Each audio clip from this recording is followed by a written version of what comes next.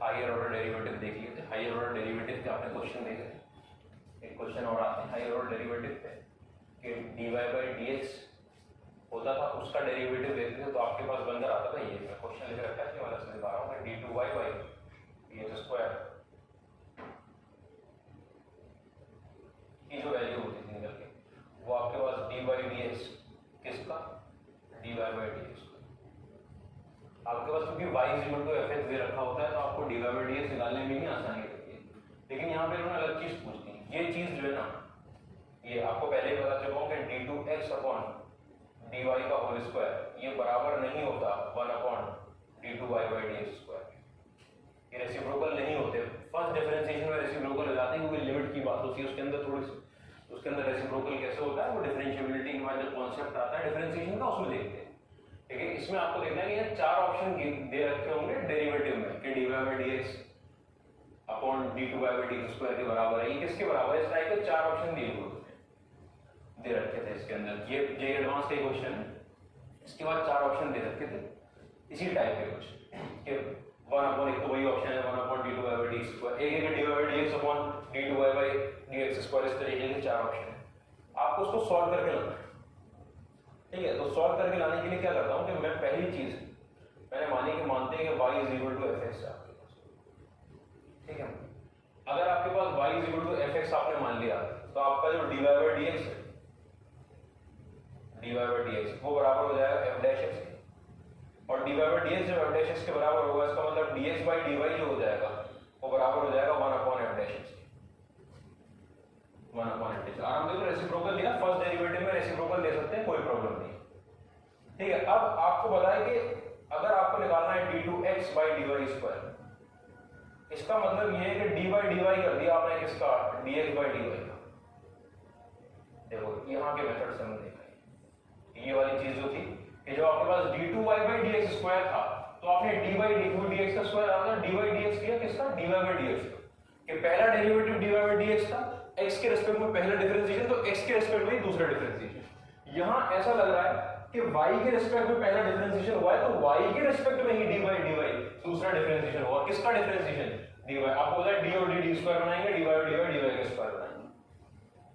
ठीक है, ये निकाल के लाना है आपको। अच्छा, इसकी वैल्यू अगर आपको निकाल के लानी है तो मैं आपसे बोलता हूँ कि d बाई dy तो अपनी जगह ठीक है, dx बाई dy आपको पता है 1 upon f dash x, 1 upon f dash x। अच्छा, जो 1 अपॉन f डैश x है ये 1 अपॉन x की तरह ट्रीट होगा, और 1 अपॉन x का जो डेरिवेटिव होता है आप चेन रूल लगाना स्टार्ट करोगे, डेरिवेटिव लिख रहा हूं तो -1 अपॉन f डैश x का whole square, -1 upon f dash x का होल। तो आराम से देख लो कि 1 अपॉन f डैश x था, 1 अपॉन x अगर होता तो -1 अपॉन x स्क्वायर होता, अगर वो 1 अपॉन 10x होता तो -1 अपॉन 10 स्क्वायर x होता, लेकिन वो 1 अपॉन f डैश x है तो -1 अपॉन f डैश x हो गया। अब आपको पता है अगर x के रिस्पेक्ट में डिफरेंशिएशन हो रहा होता, x के रिस्पेक्ट में, तो ये जो अंदर वाला फंक्शन है x, अंदर जो लिखा है x उसका 1 हो जाता, कोई प्रॉब्लम नहीं थी। लेकिन आपका y के रिस्पेक्ट में हो रहा है, और अगर y के रिस्पेक्ट में हो रहा है x का, तो आपको पता है आपको मल्टीप्लाई करना पड़ेगा चेन रूल के अकॉर्डिंग dx बाई dy। समझना बात कि 1 अपॉन f डैश x जो है वो तो 1 अपॉन की वजह से -1 अपॉन f डैश x का स्क्वायर। ठीक है, फिर अच्छा f डैश x का डेरिवेटिव तो लिखी ये बहुत अच्छा, पहले तो स्क्वायर का तो कर दिया हमने, सबसे पहले तो -1 पावर का हो गया डेरिवेटिव, ऐसे हो गया, ये लिखना कि f डैश x की पावर में -1 था, f डैश x की पावर में -1 था, तो पहले पावर का हुआ तो -1 और f डैश x की पावर में -2 आया तो -1 अपॉन f डैश। फिर पहले f डैश x का डेरिवेटिव, आपको पता है f डैश में f का डेरिवेटिव होगा, पहले f का डेरिवेटिव f डैश होता है, f डैश का derivative f double dash x, f double dash, और फिर x का डेरिवेटिव dx बाई dy। ठीक है, आराम से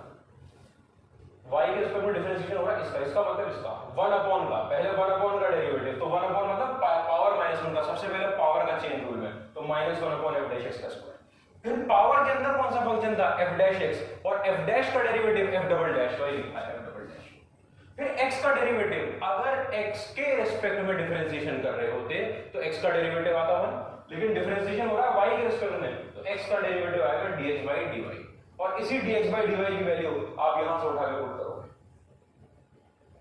dx by dy की वैल्यू क्या वैल्यू आ गई, टोटल वैल्यू निकल कर, इसको मिटा दो, आपके पास वैल्यू निकल कर आ गई। आपके पास d2x by dy स्क्वायर की वैल्यू जो निकल कर आई वो माइनस में f double dash x upon f dash x का होल क्यूब कैसे हो गई? आपको पता है dx by dy की वैल्यू, dx by dy की value 1 upon f dash x होती, तो यहाँ पर 1 upon f dash x आता है, f dash x f dash x के स्क्वायर से मल्टीप्लाई होगा, क्यूब बन जाएगा, वही बन गया f dash x का क्यूब, और माइनस में f डबल डैश x, ये माइनस आ गया f डबल डैश। इसका मतलब यहाँ से आपको क्या पता चल गया, यहाँ से आपको ये पता चला, मैं इसको मिटा रहा हूँ,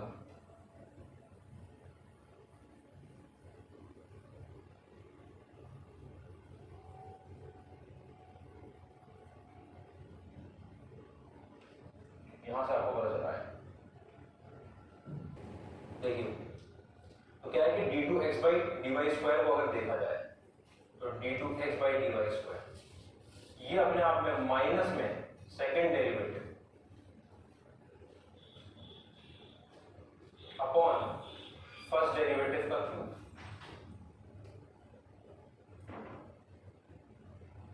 फर्स्ट डेरिवेटिव का, ये सेकंड डेरिवेटिव और फर्स्ट डेरिवेटिव क्या चीज है? ये सेकंड डेरिवेटिव आपकी बार d2y by dx स्क्वायर और फर्स्ट डेरिवेटिव आपका dy by dx, क्योंकि आपने y is equal to fx माना था और y is equal to fx के हिसाब से जो f dash x होता है वो dy by dx होता है। तो अगर इसको आप लिखें तो आप ऐसे लिख सकते हो माइनस में d2y by dx square upon में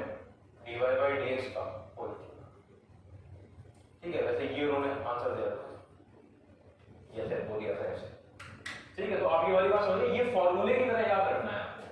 कि d2x by dy स्क्वायर क्या चीज होती है, minus second derivative, second derivative किसका, y is equal to fx का, मतलब f dash x जो होता है, मतलब dy by dx जो होता है, तो माइनस में ऊपर sorry d2y by dx square जो होता है, तो माइनस में second derivative d2y by dx square और नीचे first derivative y is equal to fx का, मतलब f dash x जो होता है, f dash x का क्यूब मतलब dy by dx का। यहां तक की बात में कोई तकलीफ नहीं होगी मुझे उम्मीद, देखिए आपने, ठीक है, इसी पे बेस, इस फॉर्मूले को आपको याद रखना है,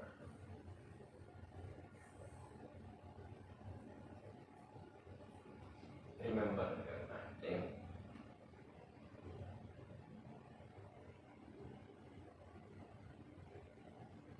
अगले क्वेश्चन पर, अगला क्वेश्चन क्या कहता है हमसे,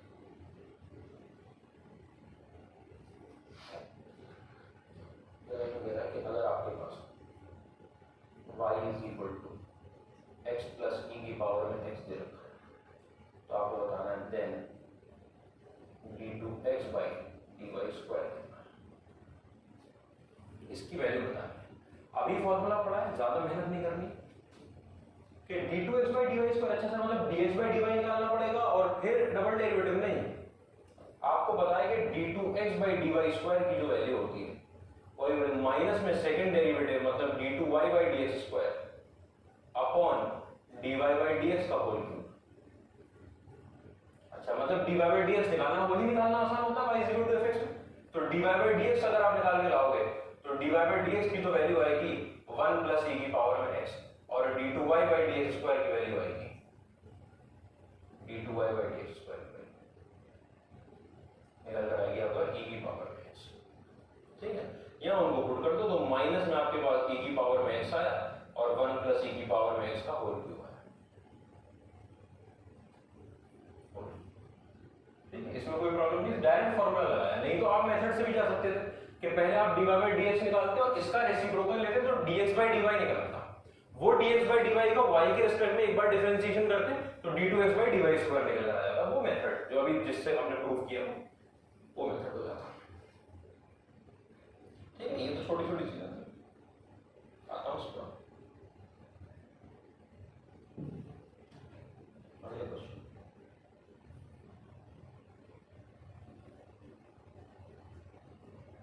अगला क्वेश्चन क्या है, अगर d by dx of fx जो है वो gx के बराबर है and d by dx of gx जो है वो आपका f का x स्क्वायर देन ये पूछा है d2 के साथ fx क्यूब dx को, मतलब डबल डेरिवेटिव किसका, fx क्यूब का, डबल डेरिवेटिव fx क्यूब का। ये बराबर है k टाइम्स x की पावर में a, f के अंदर x की पावर में b plus p into x into g के अंदर x की पावर में c। ठीक है, तो आपको क्या फाइंड करना है, आपको फाइंड करनी है सारी values k a b c p, k a b c। इतनी कोई प्रॉब्लम की चीज नहीं। ठीक है, इसमें आपको क्या करना है कि k a b c p find करना है। इसका मतलब इसका डबल डेरिवेटिव निकालना है। अच्छा, इसका डबल डेरिवेटिव अगर मैंने निकाला, इसका डबल डेरिवेटिव, तो इसका डबल डेरिवेटिव मतलब इसका डेरिवेटिव करना है। आप अप्रोच क्या लगाओगे कि ये सारी वैल्यूज आपको नोन नहीं है, के ए बी, आप इस फंक्शन का डेरिवेटिव निकालो। इसका डेरिवेटिव निकालने के बाद कुछ ऐसा टर्म आएगा और फिर कंपेयर कर लेंगे। कैसे कंपेयर करेंगे, देखो कि आपको पता है कि आपका जो f डैश x है वो gx के बराबर है, इधर से भाई डेरिवेटिव f का gx के बराबर, और इधर से आपको क्या पता है, इधर से आपको पता है कि g डैश x जो है वो आपका fx स्क्वायर के बराबर है, fx स्क्वायर के x स्क्वायर अंदर। अच्छा, इन दोनों को अगर मैं मिला दूं तो आपसे पूछ रहा है अगर इसका डेरिवेटिव ले लें, हम इस वाले फंक्शन का डेरिवेटिव लेंगे तो f डबल डैश x जो है वो बराबर आ जाएगा g डैश x के, g डैश x के, f डबल डैश x बराबर आ जाएगा g डैश x। बात देख रहे हो कोशिश करके, और g डैश x पहले से किसके बराबर है, fx स्क्वायर के बराबर है। इसका मतलब f डबल डैश x की वैल्यू यहां से आपके पास fx स्क्वायर के बराबर है, g dash x fx square के बराबर, g डैश x की जगह fx स्क्वायर बन गया। तो ये रिलेशन f और f में आ गया। अब मैं इसका डेरिवेटिव करता हूं, इसका डेरिवेटिव करने जा रहा हूं।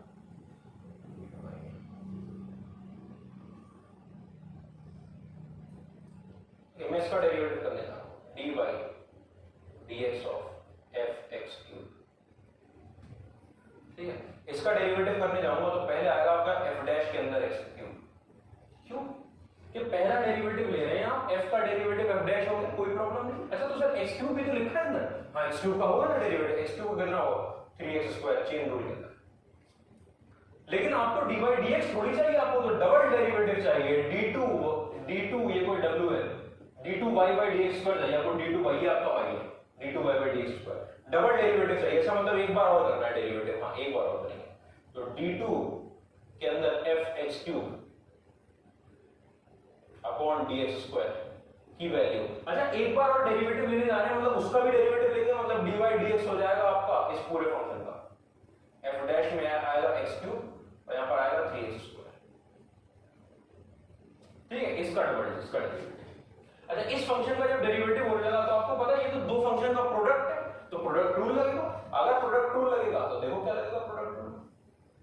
प्रोडक्ट रूल लगता है आपके पास d2 by dx स्क्वायर, तो वो पहला वाला ऐसे जो फंक्शन जिसका हम निकाल रहे हैं fx क्यूब ऐसे ही। ठीक है, प्रोडक्ट रूल लगने में पहले आएगा आपका f double dash x cube. ये क्या करने लगे, पहले वाले फंक्शन का डिफरेंशिएशन कर रहा हूं, दूसरे वाले को ऐसे ही लिखूंगा, लेकिन इसका डेरिवेटिव लेंगे तो f डैश का तो f डबल डैश हो गया, लेकिन अंदर वाले x क्यूब का डेरिवेटिव निकल कर आया आपके पास 3x स्क्वायर। अच्छा, तो f डैश का f double dash x cube का 3x स्क्वायर, और ये जो पहले से 3x स्क्वायर बैठा था ये साइलेंट एज इट इज, ये 3x square as it is. उसके बाद ये f dash x cube as it is और 3x स्क्वायर का डेरिवेटिव मतलब f dash x cube as it is. ठीक है, और 3x स्क्वायर का डेरिवेटिव कितना निकल रहा है आपके पास, 6x निकल रहा है। कोई प्रॉब्लम नहीं, इस तरह देख लो, 6x निकल रहा है। देखिए आप, ये आपके पास लिखा हुआ है 9x की पावर में 4 f double dash x cube plus में 6x f dash x cube. देख लो आराम से, वो 3x स्क्वायर और 3x स्क्वायर, 3 और 3 9x स्क्वायर की power 4 f double dash x cube. अच्छा, अब आपसे एक बात पूछना चाह रहा हूं, इधर देखो आराम से, ये हम पहले मुझे करके रख चुके हैं। ये जो f डैश x था, आपको पता है आप कहोगे कि सर कंपेयर करने जा रहे थे कंपैरिजन में एक f आ रहा है और एक g आ रहा है, आपके पास तो एक f डैश और एक f डबल डैश और f डैश आ रहा है।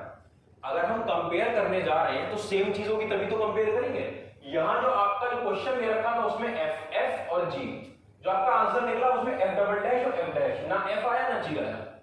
इसका मतलब f डबल डैश और f डैश को कन्वर्ट करना और कन्वर्ट करना। अगर ये बोल रहे हैं कि f डैश x gx के बराबर है,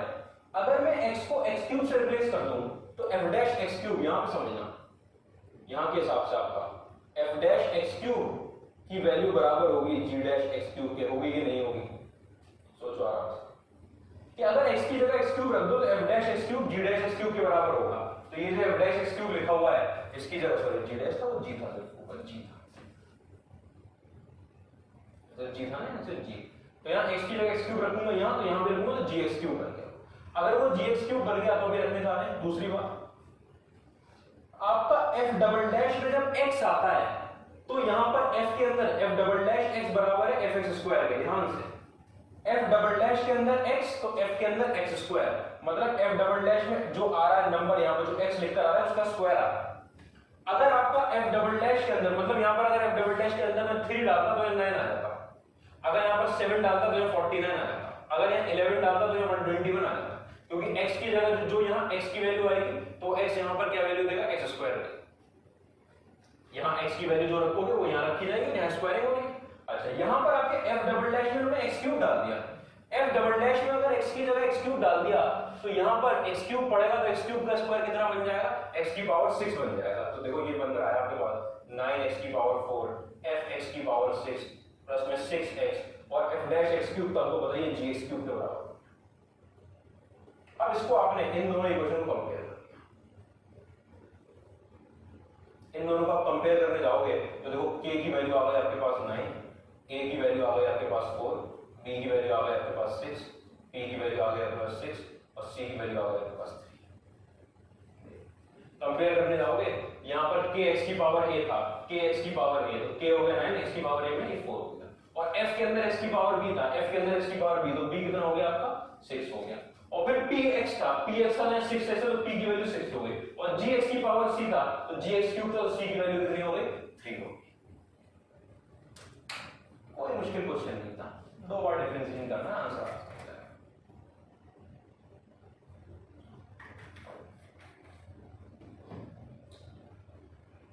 आराम से क्रैश कर दो क्वेश्चन, क्या करोगे?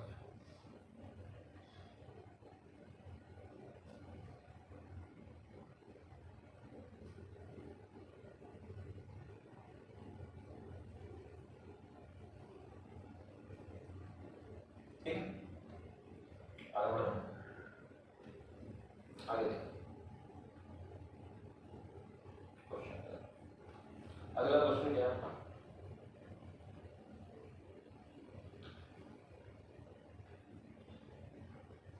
A twice differentiable function, a twice differentiable function is defined for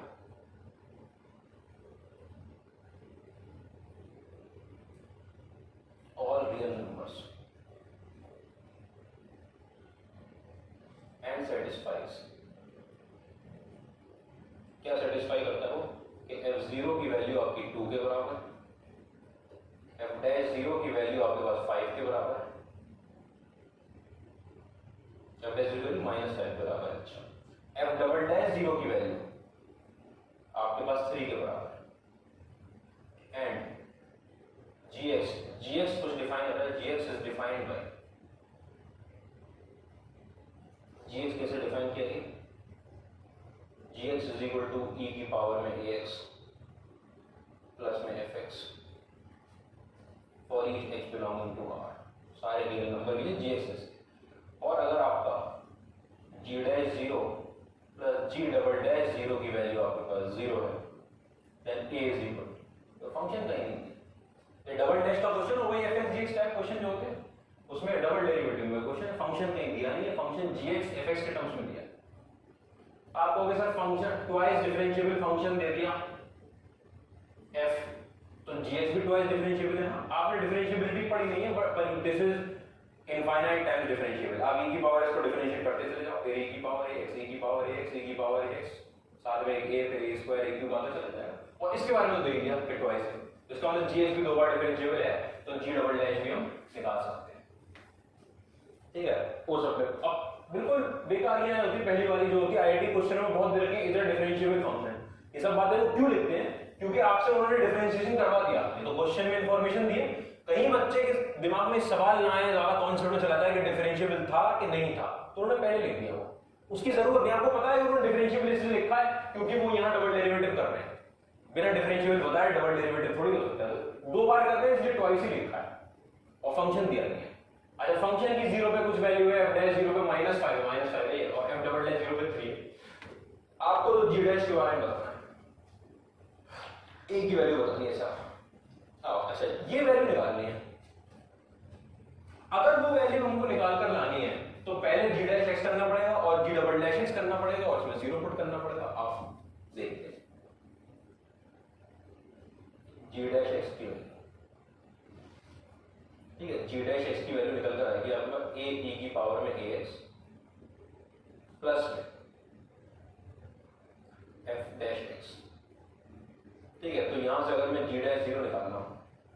तो g डैश 0 का मतलब 0 पुट करना है, तो 0 पुट करने में a प्लस f डैश 0, देख लो आराम से a plus f dash 0 multiply तो नहीं हो रहा है, अच्छा चलिए a प्लस f डैश 0 कैसे कि यहाँ पे जब मैं g डैश x आ चुका है, क्यों ये डिफरेंशिएशन किस अब नहीं होनी चाहिए बात कि ये कैसे लिख दिया सर, e की पावर ax का e की पावर x और ax का a, आप किसी के दिल में आकर बाद में लिखो, अरे बाद में लिखने से पहले लिखो, कम्यूटेटिव होता है मल्टीप्लिकेशन, तो ये डेरिवेटिव वो डेरिवेटिव, आप x की जगह 0 रख रहे हो, यहाँ रखोगे ये बन जाएगा 1 50 से थे और यहाँ 0। अच्छा, f डैश 0 की वैल्यू -5 है, इसका मतलब ये जो वैल्यू निकल कर आई g डैश 0 वो a -5 निकल कर आई। फिर आपके पास सवाल आया कि नहीं हमको तो g डबल डैश 0 ही चाहिए, इक्वेशन तो ये दे रखी है, आपको जो इक्वेशन दे रखी है आप उसकी इंफॉर्मेशन निकाल के लाओ, इक्वेशन में वैल्यू कहां से लाओ, g डबल डैश x निकालना पड़ेगा पहले, g डबल डैश x का मतलब इसका एक बार और डिफरेंशिएशन, a तो कांस्टेंट है, पार्ट लेगा नहीं डिफरेंशिएशन, e की पावर ax का डेरिवेटिव, e की पावर ax का e की पावर ax और ax का a, मतलब एक बार और a आने वाला है, तो a स्क्वायर e की पावर में ax और f डैश x का f डबल डैश x, ठीक है, इसका मतलब अगर आपसे कोई g डबल डैश 0 पूछ ले यहाँ पर, तो g डबल डैश 0 आपका हो जाएगा a square plus f double dash 0, जो कि वैल्यू बराबर आएगी a स्क्वायर और f डबल डैश 0 कितना दे रखा है आपको 3, और इसका सम जो है आपको 0 दे रखा है, देखिए यहां से इसी क्वेश्चन को लिख रहा हूं, g डैश 0 की वैल्यू a -5 की पुट कर रहा हूं, g डबल डैश 0 की वैल्यू a स्क्वायर प्लस 3 की पुट कर रहा हूं, ठीक है, तो ये वैल्यू है आपका a -5 प्लस में a square plus 3 is equal to 0, आपके पास a square plus a -2 is equal to 0 आ गया यहां से आपके पास a प्लस 2 और a -1 is equal to 0, a की दो वैल्यू निकल आई -2, आराम से ट्वाइस डिफरेंशिएबल फंक्शन होगा, ट्वाइस डिफरेंशिएबल, दो बार डिफरेंशिएशन कर रखा है, इसलिए दे रखा है, एनालिसिस करवाई नहीं है, वैल्यू निकलवाई है, ठीक है, gx दे दिया और g dash 0 plus g double dash 0 is equal to 0, एक आपको इक्वेशन दे दी, ऐसी क्वेश्चन बहुत देखने को मिलती है वैसे, फंक्शन प्लस उसका डेरिवेटिव, g डैश 0 और g डबल डैश 0 जो लिखा है ना, फंक्शन प्लस उसका डेरिवेटिव, या आपको एप्लीकेशन और डेरिवेटिव में बहुत सारे देखने को मिलती है, टाइप होती है वो, फंक्शन उसका डेरिवेटिव ऐड और क्या करना है, तो ये a -1 था, a प्लस 2 था, यहाँ से a की वैल्यू निकालना है, मेरे ख्याल से कोई प्रॉब्लम होगी नहीं इसमें, आगे बढ़ना।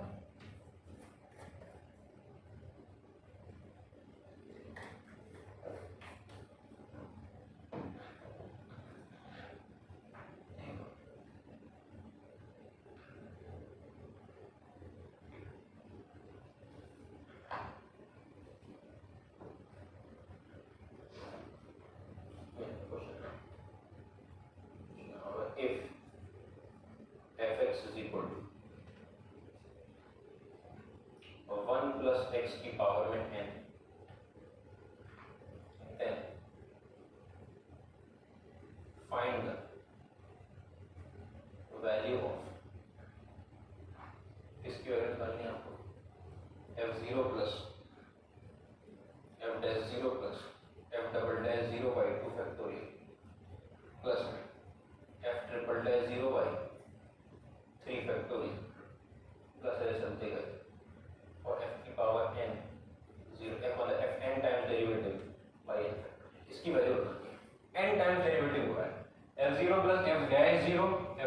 Dash triple dash fourth time fifth time N times divide by N factorial. देखा सबको आराम से, ठीक है। एन मान लेते हैं कि कोई जो है आपका एन, क्योंकि एन टाइम्स डेरिवेटिव हो रहा है तो एन अपनी एक इंटीजर ही हो, एक इंटीग्रल वैल्यू होगी 1 2 3 4 5 6 करके एन चल रहा होगा। अब देखो पहली चीज लिखो f0 की वैल्यू। f0 का मतलब फंक्शन में x की जगह 0 पुट कर देना, कोई प्रॉब्लम नहीं, बनाना है मत करवाना प्लीज, ठीक है। f डैश x की वैल्यू, f डैश x की value n times 1 plus x की पावर में n माइनस 1, ये क्या हो गया? चलो ठीक है ना, अरे 1 प्लस x की पावर में था, पहले पावर का डेरिवेटिव n नीचे आया, 1 प्लस x की पावर में n माइनस 1, तो फिर अंदर वाले का चेन रूल आपने पढ़ा, फिर अंदर वाले का डेरिवेटिव, तो 1 प्लस x का डेरिवेटिव तो 1 निकल कर आएगा, लिखा नहीं, ठीक है। अच्छा यहां से आपको निकालना क्या, आपको तो निकालना f डैश 0,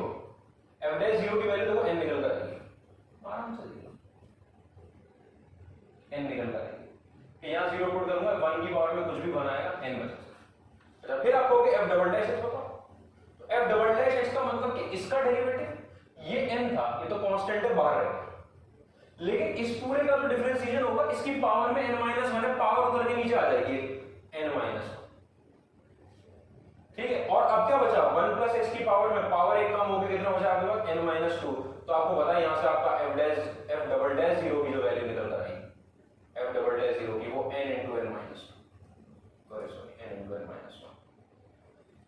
ठीक है। ऐसे फिर आप f ट्रिपल डैश x ले आए, f ट्रिपल डैश में n पहले से था, n-1 पहले था, कांस्टेंट n-2 उतर आया, और यहां पर 1 प्लस x की पावर में n-3 आ गया आपके पास, और आपको पता है कि f ट्रिपल डैश में जब आपने 0 पुट किया तो यहां पर 0 पुट करने में 1 की पावर में कुछ भी वो तो हट गया, ये कांस्टेंट हो जाएगा, is equal to n into n-1 into n-2, बस ऐसे चलते जाओगे आप, तो f n x की जो वैल्यू आएगी वो n बार डिफरेंशिएशन हो चुका होगा। अच्छा n बार डिफरेंशिएशन आपको पता है n आ गया होगा n-1, एक डिफरेंशिएशन, दूसरा तीसरा डिफरेंशिएशन ऐसे चलेंगे, तीसरे डिफरेंशिएशन में ये आया 2 आया, n-1 आया, n- मतलब कि 1 बचेगा लास्ट में, 2 आएगा फिर 1 आएगा, ठीक है, और कुछ नहीं आएगा, ठीक है। यहां से आप f n0 निकाल के लाओगे तो आपके पास n into n-1 से लेकर कहां तक 2 into 1 तक, ये बचता है, देख लो आराम से, n into n-1 n-2 से लेकर यहां तक, मेरे ख्याल से कोई प्रॉब्लम नहीं, ये सारी वैल्यू देख तो रहा होगा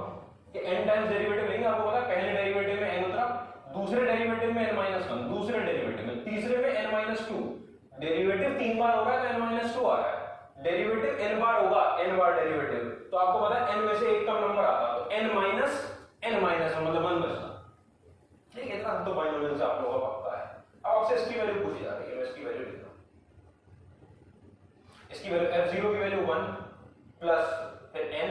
फिर n into n-1 upon 2 factorial, ये कहां से आया, आपको f डबल डैश 0 के लिए 2 फैक्टोरियल चाहिए, फिर उसके बाद n into n-1 into n-2 के नीचे आपके पास 3 फैक्टोरियल, और ऐसे चलते गए, और आपको पता है fn0 जो है n टाइम्स डेरिवेटिव, ये 1 से लेकर n तक का कंटिन्यूड प्रोडक्ट है, ये n फैक्टोरियल लिखा हुआ है पहले से, और नीचे भी इसके क्या लिखा हुआ है n फैक्टोरियल, अरे 1 से लेकर n तक का प्रोडक्ट क्या बोलता है, n फैक्टोरियल बोला जाता है, कट गया आपसे, कट जाए कोई तकलीफ नहीं होगी आपको, अगर इस सीरीज को आप ध्यान से देखो, क्योंकि n टाइम्स डेरिवेटिव हो रहा है तो n जरूर एक नेचुरल नंबर रहा होगा, 1 2 3 4 5 6 गिनती चल रही है, अगर वो गिनती चल रही है तो अगर मैं लिखूं कि ये लिखा हुआ है nc0 plus nc1 plus nc2 से लेकर आपके पास प्लस ncn तक, देख लो आराम से, 1n nc1 की वैल्यू वही आएगी, nc2 की वैल्यू क्या आएगी, n into n-1 upon 2 factorial, यही तो आएगा, बाइनोमियल थ्योरम सबने पढ़ रखा है, ये वैल्यू nc2 के बराबर है, ये वैल्यू nc3 के बराबर है, ऐसे चलते जाएंगे और 1 वापस ncn के बराबर हो जाए, तो 1 से लेकर nc0 से लेकर ncn तक की गिनती है, और जिन लोगों ने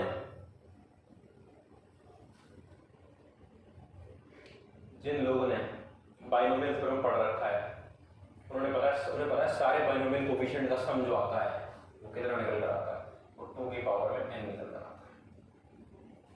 2 की पावर में n, तो ये पूरी वैल्यू कितनी आएगी, 2 की पावर में n, देख लो आराम से,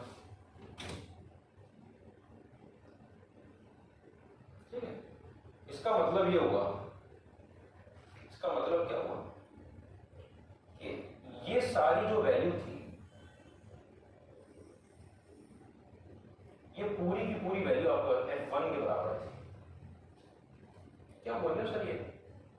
इतनी सारी बातें कर दी, हमें तो वही नहीं समझ में आया। वो समझ में नहीं आएगा, किसी भी उस स्टूडेंट को समझ में नहीं आ सकती बात जिसने बाइनोमियल थ्योरम, जिसको बाइनोमियल थ्योरम याद नहीं है, पढ़ा नहीं है।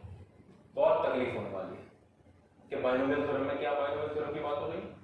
कि ये लिखा है 1 + n + n - 1/2 फैक्टोरियल। n अगर इंटीजर नहीं होता तो ये लिख सकते थे, लेकिन n इंटीजर है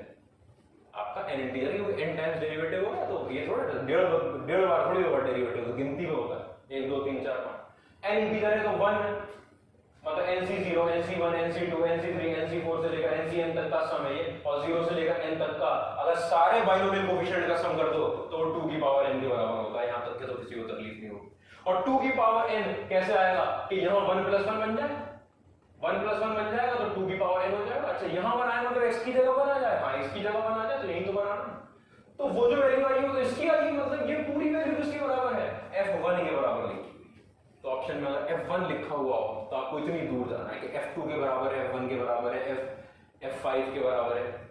ऐसा कोई ऑप्शन दे रहा है f1 के बराबर। वो ये भी दे सकते थे कि एक ऑप्शन f1 दे दिया, एक ऑप्शन 2 की पावर n दे दिया, एक ऑप्शन f(-1) दे दिया, ठीक है, ऐसे कर दिया, f(2) दे दिया, ठीक है, और नन ऑफ दिस दे दिया, और मल्टीपल करेक्ट में तो 2 की पावर n भी सही है और f1 भी सही है, ठीक है, कोई प्रॉब्लम नहीं। n टाइम्स डेरिवेटिव में अगर n इंटीजर था तभी ये होता, ठीक है, वरना नहीं। आगे बढ़ाता हूं, उम्मीद है सवाल ये होगा।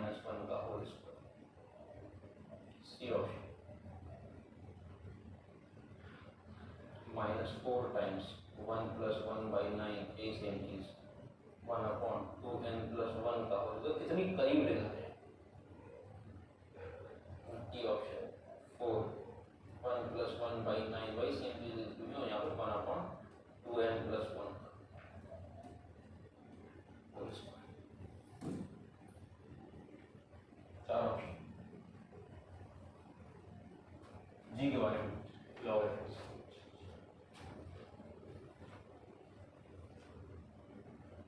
क्वेश्चन में थोड़ी तकलीफ है। एक तो पहले ऑप्शन देख के ऐसे घबराहट नहीं होनी चाहिए कि ये क्या आ गया, ये क्या आ गया, ये तो सब ये तो पुराना क्वेश्चन है, नया तो और ऐसा आता है कि लगता है क्या आ गया, आपने देखा हुआ नहीं होगा, आपको बहुत तकलीफ होगी। तो ऑप्शन को देखो जरा कि 1 ठीक है, उसके बाद 1/9 परफेक्ट स्क्वायर है, और वो एंड तक आपको पता है जनरल टर्म ये लिखा होता है, ये भी स्क्वायर है, ये 9 3 का स्क्वायर 5 का स्क्वायर आपको पता अगला आएगा 1/14 7 का स्क्वायर, तभी तो ये ऑड नंबर का स्क्वायर लिखा है। ऑड नंबर में देखो कितना क्लोज ले जा रहे हैं ये कि 2n - 1 वाले ऑड नंबर का स्क्वायर दो ऑप्शन में इधर रखा है, फर्क क्या है कि 4 और -4 का -4 और यार 2n + 1 वाले ऑड नंबर का स्क्वायर 2n + 1 और शुरुआत तो वहीं से और फर्क क्या है हमारे 4 और -1 एक ऑप्शन होना तो इतना क्लोज काटा है कि 2n - 1 और 2n + 1 एकदम इतना सा आपका एक्सीडेंट करवाएंगे ये एकदम कि क्लोज कॉल दे रहे हैं कि 2n - 1 और 2n + 1 में क्या ऑड नंबर भी अगर आपने पहचान लिया तो 2n - 1 वाला कि 2n + 1 वाला, पहले तो ऑड नंबर तो बहुत दूर की बात है, इतनी बड़ी सीरीज कैसे आ गई, इतनी बड़ी सीरीज आ गई ये कैसा आंसर आ गया इतनी बड़ी सीरीज का,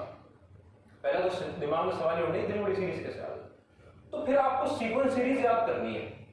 कि सीक्वेंस सीरीज में एक होता था डिफरेंस मेथड ऑफ डिफरेंस जो होता था,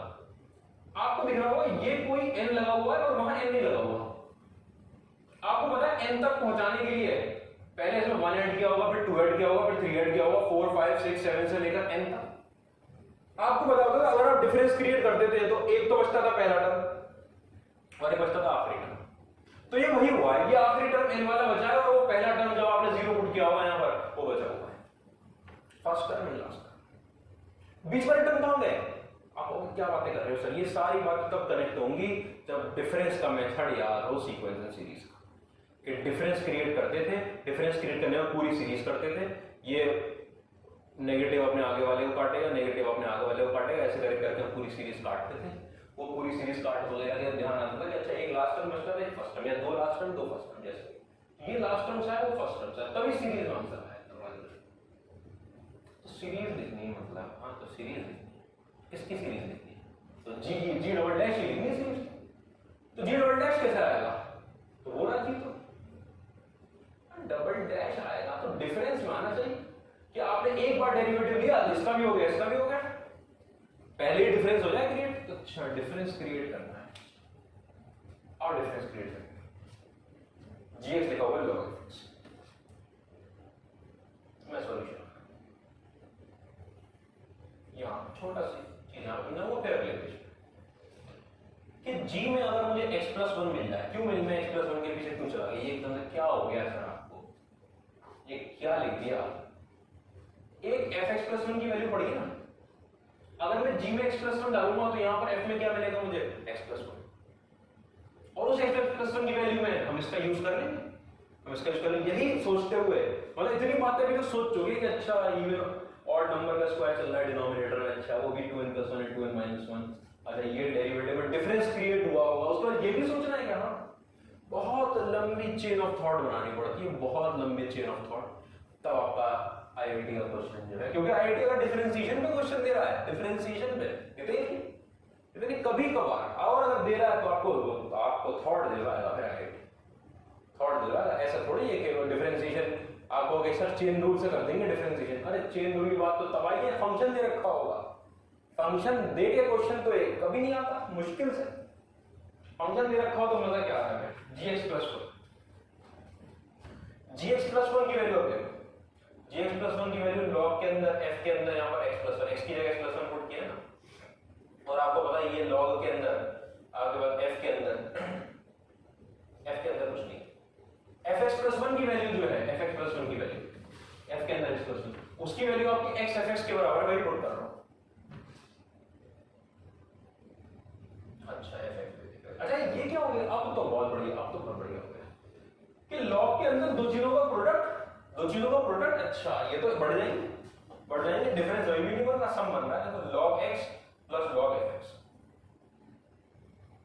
इसको ध्यान से देखो, क्या आपको लगता है कि ये gx है,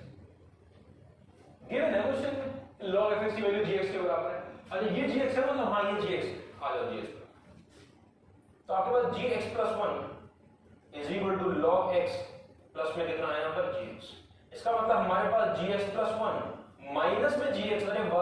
डिफरेंस माइनस में gx = log x, माइनस में gx = log x, जो डिफरेंस क्रिएट हो गया, डिफरेंस भी चाहिए था, अरे यहाँ क्या हो रहा है, ये कैसे आया होगा, अभी इमेजिन करवाया था कि सीरीज का ध्यान करो कि 1/x+2 into x+1 में आप डिफरेंस क्रिएट करते थे, डिफरेंस क्रिएट करते थे, समेशन लगा होता था, आप पूरी सीरीज ऐड कर देते थे, सीरीज ऐड करते थे डिफरेंस में, ये इधर वाला इधर को काटेगा, इधर वाला इधर को, वो चेन बन जाती थी, एक टर्म पहला वाला एक टर्म लास्ट वाला बनता था, वो था ये, मतलब डिफरेंस क्रिएट करवाना था किसका, एक जी के अंदर कुछ आ रहा था यहाँ पर, एक यहाँ पर, ये पहला टर्म होता है, ये लास्ट टर्म, उसमें ये लास्ट टर्म होता है, उसमें डबल डेरिवेटिव में करवाना है, वो भी डबल डेरिवेटिव में तो आने में हमको ज्यादा टाइम लगना नहीं है। और अब आप और बढ़िया देखो डबल डेरिवेटिव का आने में टाइम लगना, अगर आप सोच सकते हो कि डबल डेरिवेटिव लेंगे तो दोनों तरफ लेंगे ना, अच्छा जी डबल डैश जी डैश जी डैश log x का 1/x पहला डिफरेंशिएशन, दिमाग में सोचो g dash x+1 g dash x और log x का 1/x, अगला डेरिवेटिव लेते ही g double dash x+1 minus g double dash x और 1/x का माइनस 1/x स्क्वायर, डिनोमिनेटर में x स्क्वायर बन गया, और आपको पता है डिनोमिनेटर में क्या चल रहा है, यहाँ पर स्क्वायर चल रहा है, डबल डेरिवेटिव लेते हम सही जा रहे हैं, हम सही जा रहे हैं, चारों ऑप्शन में डिनोमिनेटर में स्क्वायर चल रहा है। सर ऑड नंबर का चल रहा है, लेकिन ऑड नंबर का आते हैं, इतनी बात में क्लैरिटी अगले पेज पर आ देख लो,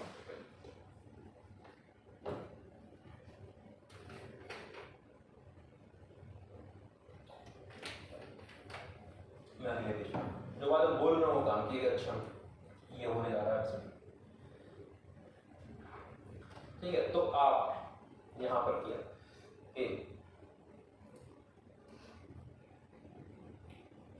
जी डैश में x+1, अच्छा डेरिवेटिव ले लिया तो जी का तो जी डैश हो गया, जी जो था ये लिखा था, मैं लिख देता हूं आपको, बस ये लिखा था, ये इक्वेशन बन कर आई थी gx+1 माइनस में gx is equal to log x, ठीक है। तो डेरिवेटिव लेंगे तो g dash x+1 minus g dash x is equal to 1/x, आप कहोगे अच्छा इसका डेरिवेटिव ये g का g डैश और x+1 का अंदर वाले का नहीं किया सर, अरे वो x+1 का तो 1 होगा, x का 1 1 का 0 एडिशन में, और g का g डैश यहां पर और log का 1/x, फिर डबल डेरिवेटिव ले लिया आप g double dash x+1 g double dash, आपके पास आएगा यहां पर x+1 माइनस में g double dash x is equal to -1/x, इतनी बात क्लियर। अब बहुत बढ़िया हो गया सर, अब तो अभी देखो क्वेश्चन क्या है, क्वेश्चन तो था n+1/2 और 1/2, मतलब तो वैल्यू पुट करनी है, g डबल डैश का डिफरेंस आया बैठा, सीरीज काउंट नहीं, अब देखो आपको चाहिए n+1/2, वैल्यू अब तो 1/2 ही नहीं आ रहा, कहीं कहीं आ रहा है क्या 1/2, कोई 1/2 ही नहीं आ रहा, तो फिर कैसे करेंगे, तो 1/2 तो आएगा, तो 1/2 पुट कर, 1/2 ले आओ, पुट कर दो 1/2, तो 1/2 इसकी जगह पुट करोगे, यहाँ बहुत बढ़िया 1/2 हो जाएगा, यहाँ 3/2 हो जाएगा, n+1/2 नहीं आएगा, 1+1/2 आएगा, 1 तो पहले से 1+1/2, इसका मतलब आपको ऐसी वैल्यू पुट करनी है, ऐसी वैल्यू जो n तक लेके जाए आपको, क्या मतलब क्या बोल रहे हो, यहाँ 1/2 करेंगे, यहाँ 1/2 पुट करेंगे, अच्छा तो ये 1 ऐड हो जाएगा, तो 3/2 1/2 3/2 बनेगा, हाँ तो 1/2 पुट करने से अच्छा ऐसा हुआ, फिर अगला वाला क्या पुट करें, अगला वाला 1/2 के बाद 3/2 पुट करेंगे, 3/2 पुट करने से यहाँ 3/2 बनेगा और यहाँ 5/2 बनेगा, और वो जो पहले 3/2 बना होगा वो कट जाएगा, आप दिखा इतनी सब बातें करने से कुछ x की वैल्यू आपने 1/2 पुट करी, 1/2 पुट करते ही आपके पास आ गया g double dash 1 + 1/2 minus g double dash 1/2 is equal to -4, total लिख दिया, सीरीज बना रहा हूं मैं, टोटल लिखता हूं 1/2 पुट कर दिया, g डबल डैश 1 + 1/2, 1/2 इसकी जगह पुट किया है, ये 1 अपनी जगह 1 + 1/2, ठीक है, माइनस में g डबल डैश 1/2 पुट किया इज इक्वल टू -4, ये क्या हो गया, अब 1/2 यहाँ पुट करोगे तो 1/4 आएगा, 1/4 डिनोमिनेटर ऊपर जाएगा, -4 बना देगा, -4 लगा के हुआ सब में, अच्छा फिर x की वैल्यू n तक कैसे ले जाना, x की value x is equal to 3/2, तो 3/2 पुट करते हैं तो g डबल डैश यहाँ पर आ जाएगा 1 + 3/2 माइनस में g डबल डैश 3/2 आई है इज इक्वल टू क्या होगा, यहाँ भी तो 3/2 करेंगे, आपको पता है 3/2 का मतलब 9/4, 9/4 डिनोमिनेटर मतलब 4/9 माइनस है 4/9। अच्छा फिर क्या करेंगे, x की वैल्यू 5/2 पुट करेंगे, क्या करेंगे 5/2 पुट करेंगे। क्यों कर रहे हैं, क्यों 3/2 कैसे सोच लिया था मैंने कहा मुझे चाहिए था माइनस में g डबल डैश 1/2, आपको दिख रहा है तो आपको उसी का आंसर चाहिए माइनस में g डबल डैश 1/2। यहाँ लेकिन 3/2 थोड़ी चाहिए था आपको, यहाँ तो n प्लस 1/2 चाहिए था। अगर यहाँ 3/2 नहीं चाहिए था तो 3/2 को काटना होगा ना किस तरीके से, वही 3/2 कैंसिल हो जाए, इसलिए माइनस साइन के बाद जो था उसमें 3/2 पुट कर दिया। माइनस साइन के बाद जो था वो x था, यहाँ पर 3/2 पुट किया तो x की वैल्यू 3/2 पुट करी, लेकिन वो पुट करने से तो यहाँ 5/2 आ गया, तो यहाँ 5/2 आ गया अगर यहाँ पर, तो उस 5/2 को कैंसिल करना पड़ेगा। उसके लिए आपको इस माइनस साइन के बाद में 5/2 लाना पड़ेगा, जिससे कटे 5/2, क्योंकि यहाँ पे प्लस का है ना 5/2, अब माइनस का है, g डबल डैश 5/2 प्लस के बाद माइनस का, तो वो कैंसिल, तो 5/2 पुट करें, तो यहाँ पर आपके पास 1 प्लस 5/2 माइनस में g double dash 5/2 is equal to, minus में आपको अभी भी तकलीफ हो तो माइनस 4/25 है। ये वैल्यू कैसे लिखी जा रही है, माइनस 4/25, ये वैल्यू कैसे लिखी जा रही है, ये वैल्यू कैसे लिखे जा रही है कि भाई जब यहाँ x की जगह कोई वैल्यू पुट हो रही है तो यहाँ भी तो होगी ना पुट, इक्वेशन तो ये है, यहाँ पुट होगी तो 5/2 यहाँ पुट करोगे तो 25/4 डिनोमिनेटर में, तो 4/25 और माइनस का ऐसे चलते जा रहे हैं। x की वैल्यू एक टाइम पर देखो क्या लिखा है, इस 1/2 को ध्यान से देखो, ये अपने आप में एक चीज होगी 1 माइनस 1/2 ऐसा हो जाएगा कि एक में से 1/2 हटाया, ये 2 माइनस 1/2, ये 3 माइनस 1/2, 3 माइनस 1/2। अच्छा अगर ये 3 माइनस 1/2 है तो लास्ट वाला टर्म n माइनस 1/2। अगर x की जगह मैंने ये पुट किया तो g डबल डैश आराम से देख रहे हैं, यहाँ पर n माइनस 1/2 पुट कर रहे हैं, n माइनस 1/2। अगर x की जगह n माइनस 1/2 पुट किया तो ये आएगा n माइनस 1/2, तो x की जगह पर प्लस का 1 पहले से लिखा हुआ है, माइनस में g डबल डैश में n माइनस 1/2 और is equal to minus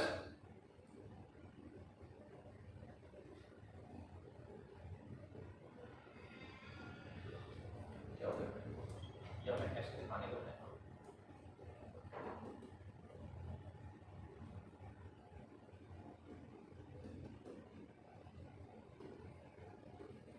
pen चलना हो गया x से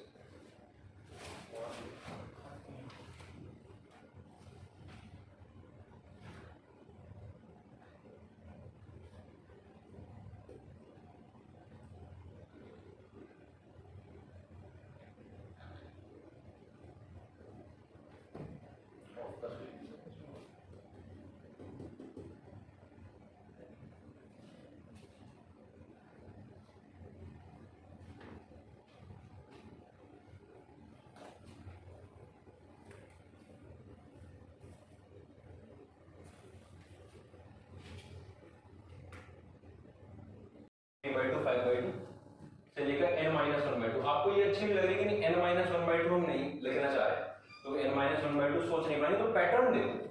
कि 1 था फिर 3 था फिर 5 था, तो ऑड नंबर चल रहे हैं, ऑड नंबर डिवाइड बाय 2 आ रहा है। अगर ऑड नंबर डिवाइड बाय 2 अगर आपको दिख गया तो मैं इसको मिटा रहा हूं, कि आपको दिखे, आपको दिखे n माइनस 1/2 आपसे नहीं हजम हो रहा, अगर तो x की वैल्यू हम जो लिखने जाएंगे वो लिखने जाएंगे 2n माइनस 1/2। ये क्या कहते हैं, odd number. Sir 2n minus 1 वाला क्यों लिया, ये वो क्या होता है, 1 से अगर गाड़ी स्टार्ट हो रही है तो n की वैल्यू कहां से थी, आप क्वेश्चन पिछले पेज पे जाना पड़ेगा। n की जो वैल्यू थी आपकी वो स्टार्ट हो रही थी 1 से। अगर आपको 1 डिनोट करना है ऑड नंबर में 1 3 5, अगर आपने 2n प्लस 1 वाला कर दिया ऑड नंबर 2n प्लस 1, तो 2n प्लस 1 वाला कर दिया, आपको पता चल जाएगा कि n की वैल्यू जब आप 1 रखोगे तो 2n प्लस 1 आपको आंसर देगा 3, मतलब आपके ऑड नंबर 3 से स्टार्ट होंगे। क्या आपके ऑड नंबर यहाँ पर 3 से स्टार्ट होना है? अब ये सब बातें हमें समझ में नहीं आ रही, अगर नहीं समझ में आ रही कुछ नहीं हो सकता,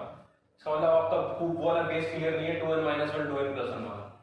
कि 1 से वैल्यू स्टार्ट हो रही है, 1 से वैल्यू स्टार्ट हो रही है, जनरल टर्म 2n माइनस 1 भी लिखा जा सकता था 2n प्लस 1 भी, लेकिन आपको पता है जो 2n माइनस 1 और 2n प्लस 1 में n यूज कर रहे हो वो n1 से स्टार्ट होता है। तो अगर आपने 2n माइनस 1 यूज किया है, अगर मान लो आपने 2n प्लस 1 यूज कर दिया तो n की पहली वैल्यू जब आप 1 डालोगे तो इसकी वैल्यू 3 निकलेगी, और 3 से नहीं स्टार्ट हो रहा, आपका 1/2 3/2 5/2 1 से स्टार्ट हो रहा है, तो 1 से स्टार्ट हो रहा है तो 1 से स्टार्ट हो रहा है। तो देखो 2n - 1/2 आ गया, तो अब आपने क्या किया, यहाँ पर g डबल डैश, यहाँ पर पुट हुआ आपके पास 2n - 1/2 प्लस 1 माइनस में g डबल डैश 2n - 1/2, ठीक है, इज इक्वल टू माइनस में 4/2n - 1 का होल स्क्वायर। ये कहां से गया? अरे वो भी जब यहाँ पुट करा इसकी जगह यहाँ पुट किया तो यहाँ भी पुट करेंगे, और यहाँ पुट करेंगे तो आपको पता है 2n - 1 का होल स्क्वायर बाई 4 4 ऊपर चलते हैं। और अब जब मैं इन सबको ऐड करूंगा, इन सबको ऐड, तो आपको पता है ये g double dash 3/2 g double dash 3/2 कटेगा, ये 5/2 से 5/2 कटेगा, ये 7/2 से 7/2, ये इसको काटेगा। पॉजिटिव टर्म अपने आगे वाले नेगेटिव को, पॉजिटिव अपने आगे वाले नेगेटिव को, नेगेटिव अपने पीछे वाले पॉजिटिव से कटेगा, ये पॉजिटिव अपने आगे वाले नेगेटिव को काटता है ही नहीं। आपने सब ऐड कर दिए, जब आपने ऐड कर दिया तो आपके पास आया g डबल डैश, चलो यहां पर देखना आराम से, ये 2 का एलसीएम आएगा या 2 बन जाएगा, तो ये g डबल डैश के अंदर आएगा आपके पास, निकल कर आएगा 2n + 1/2 माइनस में g double dash 1/2 is equal to -4 के साथ 1 + 1/9 + 1/25 से चलते जाएंगे कहां तक, 1/2n - 1 का होल स्क्वायर। आओ इधर लिखा, ये क्या चीज थी g डबल डैश, ये 2n + 1/2, आप 2 का डिवाइड लगाओगे, यहाँ आएगा n और वहां आएगा 1/2, g डबल डैश में आपके पास आया n + 1/2 माइनस में g डबल डैश 1/2, ये तो वैल्यू चाहिए थी, और ये वैल्यू किसके बराबर आई, -4 ब्रैकेट में और 1 + 1/4 + 1/9 से लेकर चलते चलते आपके पास 1/2n - 1 का होल स्क्वायर। सीरीज क्यों बनानी पड़ी है, समझना है कि वो nth टर्म और फर्स्ट टर्म, वो दोनों टर्म वो भी डिफरेंस में आ रहे हैं, sequence in series 11th class में शुरुआत में पढ़ा था कि डिफरेंस जब क्रिएट करते हैं तो एक लास्ट टर्म बचता है, एक फर्स्ट टर्म बचता है, और यहां पर मैंने उसकी नीड भी दिखा दी कि क्या नीड थी कि ये एक्स्ट्रा टर्म आ रहा था, इसको कैंसिल होना था, अगला टर्म ला रहे थे, उस अगले टर्म को ला रहे थे तो ये साथ में आ रहा था, इसको कैंसिल करने के लिए फिर अगला टर्म ला रहे थे, वो करते करते हम n तक ले आए, और फिर एक पैटर्न बन गया। ये नहीं कि यहाँ का टर्म भी सोच सोच कर लिख रहे हो, वो एक कम होगा और क्या होगा, सोच सोच के लिखने की जरूरत है, पैटर्न बता रहा है, सब कैंसिल होंगे, सब कैंसिल होंगे कब, जब ऐड करने जाएंगे, ऐड करेंगे इधर वाले भी ऐड होंगे, आपको यही सीरीज आंसर में चाहिए, यही सीरीज। -4 देख लिया था, 2n - 1 देख लिया था, एग्जैक्ट निकालने की जरूरत भी नहीं थी, 4 ऑप्शन है यहाँ पे, अगर मैं आपको 4 ऑप्शन दिखाऊं, देखो पिछले पेज पे 4 ऑप्शन, आपको पता है आपका -4 आ चुका है, मतलब ये दोनों ऑप्शन थे, आपको ये भी पता चल गया कि 2n - 1 वाला लगाने जा रहे हैं तो ये वाला ऑप्शन हो जाता, एक ऑप्शन आपका पहले, ठीक है, ध्यान से देखो, ये एडवांस का क्वेश्चन था आईआईटी का, डबल डेरिवेटिव का, तो लेंथी क्वेश्चन होगा, उसमें 2-3 चैप्टर मिले हुए थे, आपको सीक्वेंस सीरीज का कांसेप्ट अच्छे से पता होना चाहिए, क्योंकि सिंगल कांसेप्ट आईआईटी क्वेश्चन नहीं देता, तो वैसे डिफरेंशिएशन से क्वेश्चन आते नहीं, लेकिन आता है तो फिर ऐसा लेंथी क्वेश्चन होता है, तो मुझे उम्मीद है कि आप इसके क्वेश्चन करके रखोगे। अब हम देखते हैं छोटी सी चीजें, कि अगर आपको हायर ऑर्डर डेरिवेटिव निकालना हो, higher order derivative of parametric function,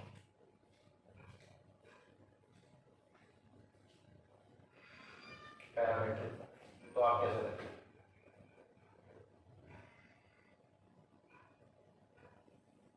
derivative of parametric function, जैसे मैं क्वेश्चन लिखता हूं, जैसे दोनों फंक्शन आपको x = 80² और y = 280, ये आपको पैरामीट्रिक फॉर्म में दे रखे हैं, और आपको निकालना है d2y/dx², इसकी वैल्यू निकाल के रखनी है। तो आपको पता है कि dy/dx कैसे निकाल के लाते हैं, dy/dx निकालने में तो कोई प्रॉब्लम नहीं है, कि हमको ये वाली बात पता है, पैरामीट्रिक फंक्शन में पढ़ चुके हैं कि dy/dx की जो वैल्यू है वो dy/dt अपॉन dx/dt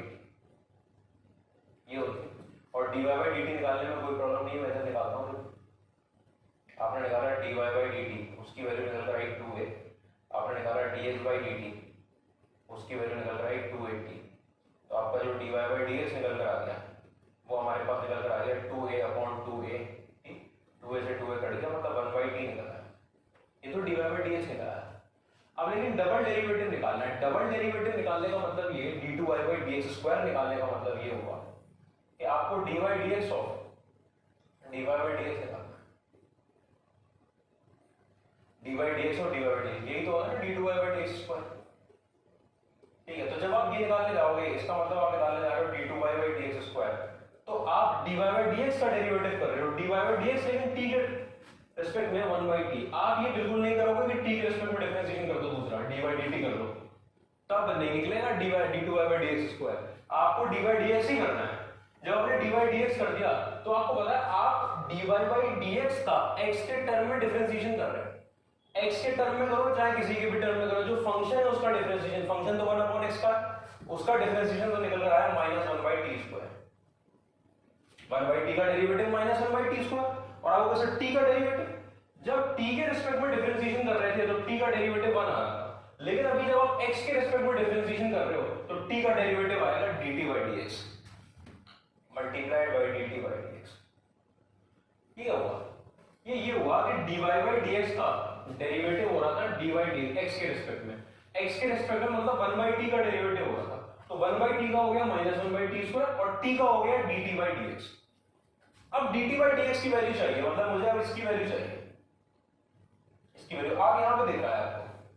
कि अगर dx by dt ये है तो अगर मैंने रेसिप्रोकल कर दिया तो मेरे पास d2y by dx स्क्वायर की वैल्यू निकल कर आ जाएगी माइनस 1 by t स्क्वायर, और dx by dt अगर 280 है तो dt by dx इसका रेसिप्रोकल होगा, मतलब 1 upon 280, 1 upon 280 हो गया, तो ये माइनस 1 upon 280, माइनस 1 upon 280। ठीक है, तो इसको माइनस 1 अपॉन 280 क्यूब लिखना है तो आपकी मर्जी है, नहीं तो अगर आपको थोड़ा सा भी चेंज करना चाह रहे हो तो देखो ये माइनस 1 अपॉन इसके अंदर 280 क्यूब में से जो 280 है 280 वो तो y बन जाएगा और बचेगा t स्क्वायर बन जाएगा x बाई ए, तो y इंटू एक्स बाई ए, मतलब आपका आ गया minus a upon x by, ये डबल डेरिवेटिव है। ठीक है कि ये जो 280 क्यूब था इसके अंदर से 280 था, 280 को तो लिख दिया y, 280 के बाद t स्क्वायर और बचा, उस t स्क्वायर की वैल्यू x बाई ए थी, वो x बाई ए ऊपर जाएगा minus a upon x by, देख लो आराम से, कोई दिक्कत नहीं, सिंपल सी चीज है, ज्यादा परेशान होने की चीज है नहीं।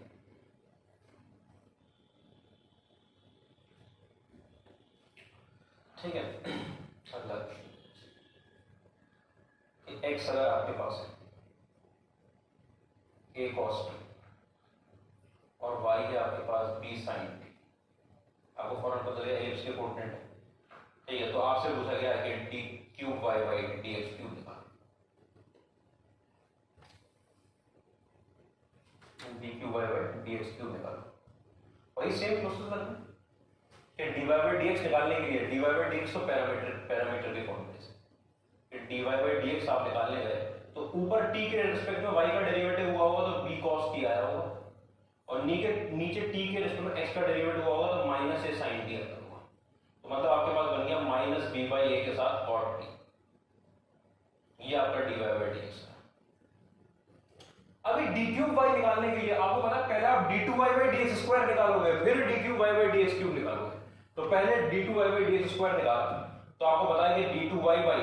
dx स्क्वायर की जो वैल्यू आएगी वो आपकी dy dx of dy by dx, d2y by dx square की जो वैल्यू आएगी वो dy dx और dy by dx, और dy by dx पहले से लिखा हुआ, इसका मतलब आपको इसका डिफरेंशिएशन करना है x के रिस्पेक्ट में। अच्छा, इसका डिफरेंशिएशन करना है तो हमारे पास d2y by dx स्क्वायर लिखा हुआ है इज इक्वल टू, जब मैं इसका डिफरेंशिएशन करने जाऊंगा तो माइनस b by a में तो कोई तकलीफ ही नहीं है, कॉट का डेरिवेटिव लेकिन निकल कर आएगा minus cosec sec square t, cot t का डेरिवेटिव कितना होगा माइनस कोसेक स्क्वायर टी को निकल आया, और सर फिर कि ये dy by dx को करने जा रहे थे लेकिन x के टर्म में हो रहा था ना डिफरेंशिएशन, तो t का भी तो डेरिवेटिव होगा, बिल्कुल होगा t का डेरिवेटिव, तो t का डेरिवेटिव आपका आएगा dt by dx, मतलब यहां से आपके पास बनकर आया b by a के साथ कोसेक स्क्वायर टी और dt by dx, जरा dt by dx के बारे में बता दो मुझे कि dx by dt जो था वो नीचे लिखा है ना, ये है dx by dt, अब इतनी बात में कोई प्रॉब्लम नहीं होगी कि ये जो लिखा है क्या वो dx by dt है, जो dt by dx होगा वो इसका रेसिप्रोकल होगा, रेसिप्रोकल होने का मतलब ये है कि माइनस ए साइन टी अगर ये था तो वो होगा -1 अपॉन ए साइन टी, -1 अपॉन ए साइन टी। ठीक है, ये -1 अपॉन ए साइन टी हुआ, आपने इसको अगले ही सेकंड में -b cosec cube T upon A square लिख दिया। इसमें तो बेसिक कैलकुलेशन हो रही है कि साइन ऊपर चला गया, कोसेक बन गया, कोसेक क्यूब हो गया वहां पर। ये कहां से आया, ये यहां से आया कि क्योंकि dx by dt जो था वो ये था, तो dt by dx जो होगा वो dt by dx क्यों आया, वो इसलिए आया था कि x के टर्म में आप इसका डेरिवेटिव ले रहे थे, तो t का डेरिवेटिव dt by dx होगा। ठीक है, अभी बात यहां खत्म नहीं हुई, अब इसका डेरिवेटिव, अब आपको dy by dx of d2y by dx square करना है। ठीक है, क्यों करना है, यही तो होगा का d क्यूब by। इसका मतलब ये जो टर्म लिखा हुआ है, ये वाला जो टर्म है, इसका x के टर्म में डेरिवेटिव, x के टर्म में डेरिवेटिव करेंगे -b अपॉन a स्क्वायर का तो कोई असर नहीं, -b अपॉन a स्क्वायर ऐसे आ गया। अच्छा, पहले होगा पावर का डेरिवेटिव, तो यहां निकल कर आएगा 3 कोसेक स्क्वायर t, फिर कोसेक का derivative minus cosec t cot t। ठीक है, उसके बाद t का डेरिवेटिव dt by dx, और dt by dx की वैल्यू होगी कितनी है, -1 अपॉन a sin t। ये वाला माइनस और ये वाला माइनस बन के होगा प्लस, तो b by a स्क्वायर रहा वहां पर, बल्कि 3 भी ले लेता हूं, 3b by a स्क्वायर। ठीक है, यहां पर आ गया आपका कोसेक क्यूब t, साथ में निकल कर आया आपके पास कॉट t इनटू -1 अपॉन a sin t। अगर कोई यहां पर आंसर पूछ ले कि आप बताओ आंसर कितना है d3y by dx क्यूब का, तो आपके पास पूरी तरीके से आंसर रखा हुआ है, वो है आपके पास -3b cosec cube t cot t upon a cube. कि ये साइन ऊपर जाएगा, कोसेक क्यूब में कोसेक की पावर 4 बन जाएगा, सॉरी कोसेक की पावर 4 बन जाएगा। ठीक है, into cot t divide by a cube. a cube कैसा है, वो a और a मल्टीप्लाई होगा t वाले टर्म, देख लो आप, मेरे ख्याल से इसमें तकलीफ नहीं होनी चाहिए। -b by a cube 3 cosec की पावर 4t और कॉट t, ये छोटी सी। ठीक है, क्वेश्चन देखो आप, पहले dy by dx किया कैसे, ऐसा पैरामीटर नहीं पढ़ता, फिर d2y करने के लिए आपने क्या किया, x के रिस्पेक्ट में डिफरेंशिएट किया, तो t का डेरिवेटिव dt by dx होगा। उस dt by dx की वैल्यू कैसे निकाली, कि dx by dt आप निकाल चुके थे, पहले डेरिवेटिव में तो रेसिप्रोकल हो जाता है, और रेसिप्रोकल, फिर ऐसे डबल डेरिवेटिव से ट्रिपल के लिए फिर x के टर्म में डेरिवेटिव किया, तो फिर dt by dx लगता है उस dt by dx के लिए।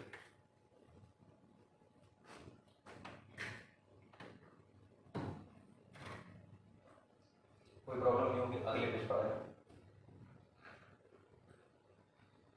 मेरे ख्याल से यहाँ पे आपका हायर ऑर्डर डेरिवेटिव खत्म हो गया है, अब हम आगे बढ़ सकते हैं। मतलब देखो आगे बढ़ने में क्या है हमारे पास, एक चीज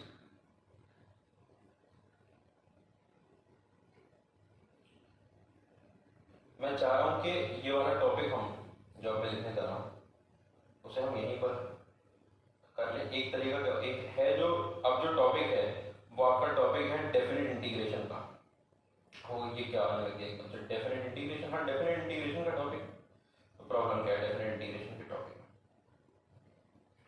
डेफिनेट इंटीग्रेशन का क्वेश्चन है ना, न्यूटन लेबनीज का मेथड पढ़ना है।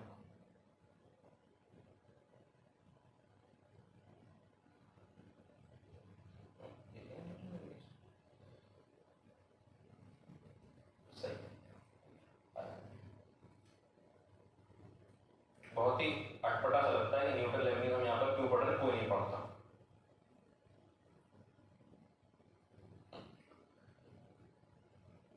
ठीक है, न्यूटन लेबनीज दोबारा पढ़ाया जाएगा ये।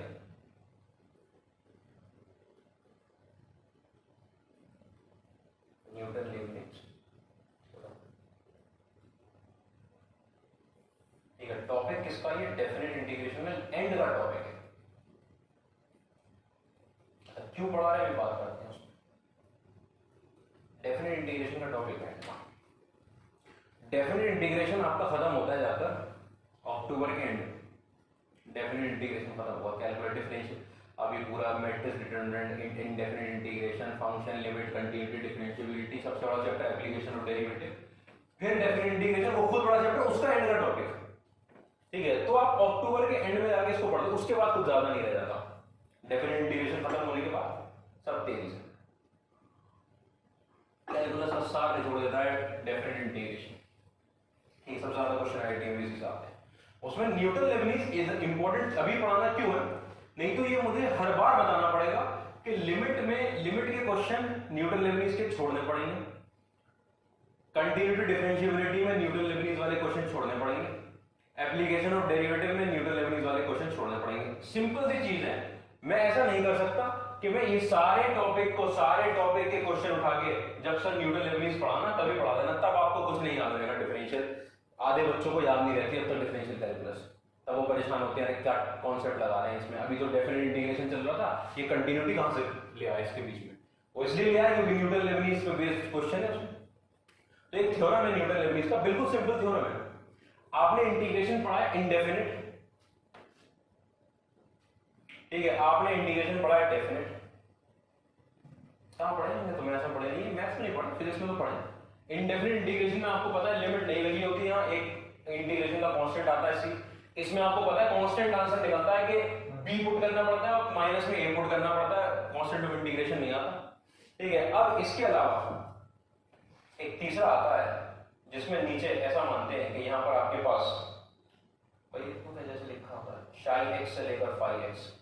परेशान नहीं हो सकते, एफ एक्स से लेकर जी एक्स, एफ एक्स से लेकर जी एक्स क्या लग गया, लिमिट में फंक्शन लगा हुआ है। हाँ, लिमिट में फंक्शन लगा हुआ है, लग रहा होगा बहुत भारी चीज है, कुछ नहीं। लो, एक नीचे फंक्शन एक ऊपर फंक्शन, इंटीग्रेशन की लिमिट में फंक्शन लगा,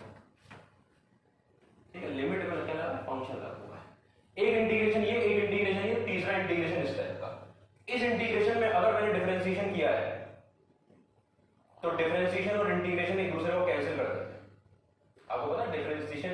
integration is an anti derivative, reverse process, एक दूसरे को कैंसिल करेंगे, एफ एक्स निकल कर आएगा। अगर इसके अंदर मैंने डिफरेंशिएशन लिया है डी बाई डी एक्स, तो ये तो आपको कांस्टेंट आंसर देता है ना, तो क्या बोल रहे हो उसमें, और क्या आज तक आपने इसमें आंसर वेरिएबल देखा है क्या? हाँ, कुछ ना कुछ इंटीग्रेट करोगे, फिर वैल्यू पुट करोगे, मान लो यहाँ 0 होता है, मान होता है, तो f1 पुट करते हो, f0 पुट करते हैं, कांस्टेंट वैल्यू निकलती है, कांस्टेंट का डिफरेंशिएशन 0,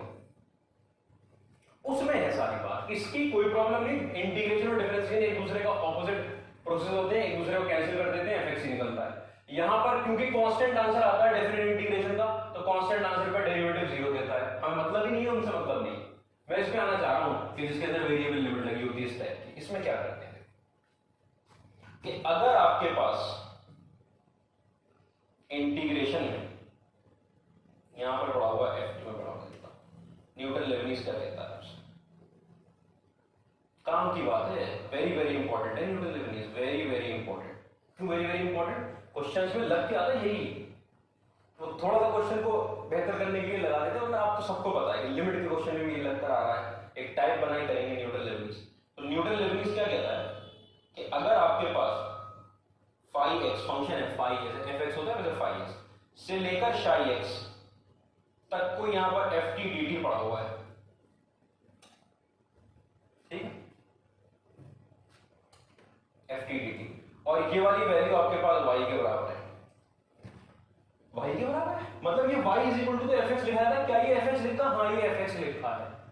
आप देखो ध्यान से सोचना कि इसका आप इंटीग्रेशन करोगे, कोई फंक्शन होगा उसका इंटीग्रेशन आएगा कुछ, उसमें t में इंटीग्रेशन आएगा, t में x की कोई वैल्यू यहां पुट करोगे, x की कोई वैल्यू यहां से पुट करोगे, भाई अपर लिमिट पुट करी जाती है और लोअर लिमिट पुट करी जाती है, तो अपर लिमिट भी x का फंक्शन है और लोअर लिमिट भी x का फंक्शन है, तो जो फाइनल आंसर निकल कर आएगा वो x का ही तो फंक्शन होगा। तो ये y fx की तरफ दिख रहा है कि नहीं दिख रहा है?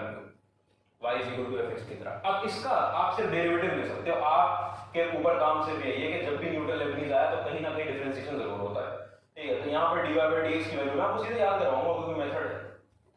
बेस्ड है, इसका प्रूफ करेंगे जब डेफिनेट इंटीग्रेशन में पढ़ेंगे। 2-3 लाइन का प्रूफ कि फाई एक्स क्या है, अरे जैसे f लिखते हो वैसे फाई लिख दो, जैसे fx gx px hx nx mx कुछ भी लिख सकते हैं ना, vx ux, ऐसे फाई एक्स भी तो लिख सकते हैं। ऐसे ये शायद नाम है शाई एक्स, शाई एक्स, ठीक है। अब fx लिखो ft और शाई बना दो, उसमें क्या गामा बना दो, गामा x, वो तो सिंबल है। fgh जो आए वो कब आने लगे कि जब लैटिन होती थी, लैटिन और ग्रीक, तो ग्रीक सिंबल है शायद ये f, ये फाई, तो फाई और f, जो फाई था वो क्या बन गया, f बन गया फाई फा, और ये भी क्या होता है फा, ठीक है, तो वो f बन गया, तो पहले phi x में डिनोट होते थे, अब किस में डिनोट होने लगे, fx में डिनोट होने लगे, इसमें कोई परेशानी नहीं।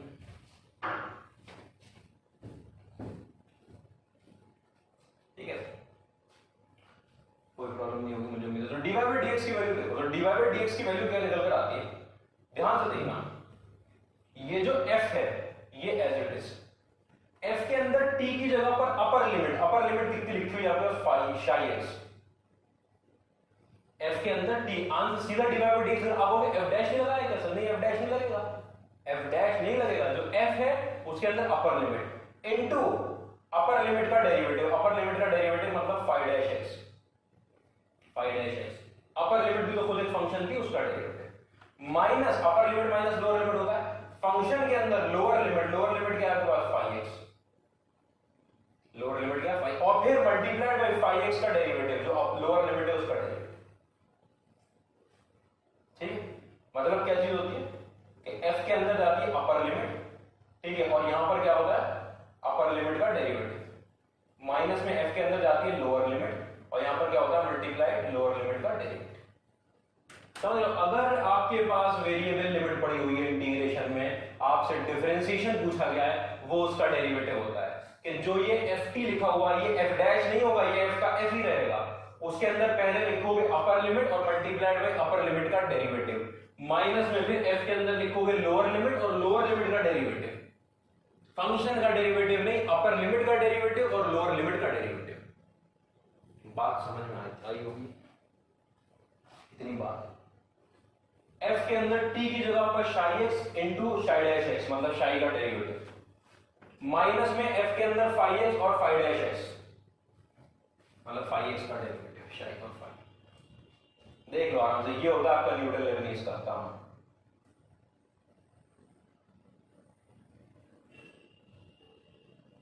ये होता है न्यूटन लेबनीज का काम।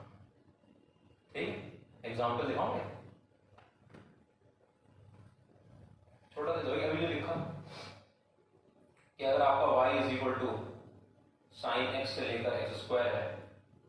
ठीक है, और यहाँ पर आपके पास ft dt पड़ा हुआ है, ft कुछ भी हो सकता है, ठीक है, तो आपसे कोई पूछे dy by dx, एग्जांपल देते हैं dy by dx की वैल्यू कितनी होगी, तो सुनो dy by dx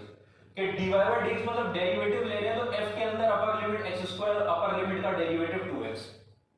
f के अंदर t की जगह f डैश आएगा या नहीं, f डैश नहीं आएगा, वो इंटीग्रेशन लगा है, उसकी वजह से इंटीग्रेशन और डेरिवेटिव दूसरे को कैंसिल किया है, लेकिन अपर लिमिट पुट हो गया,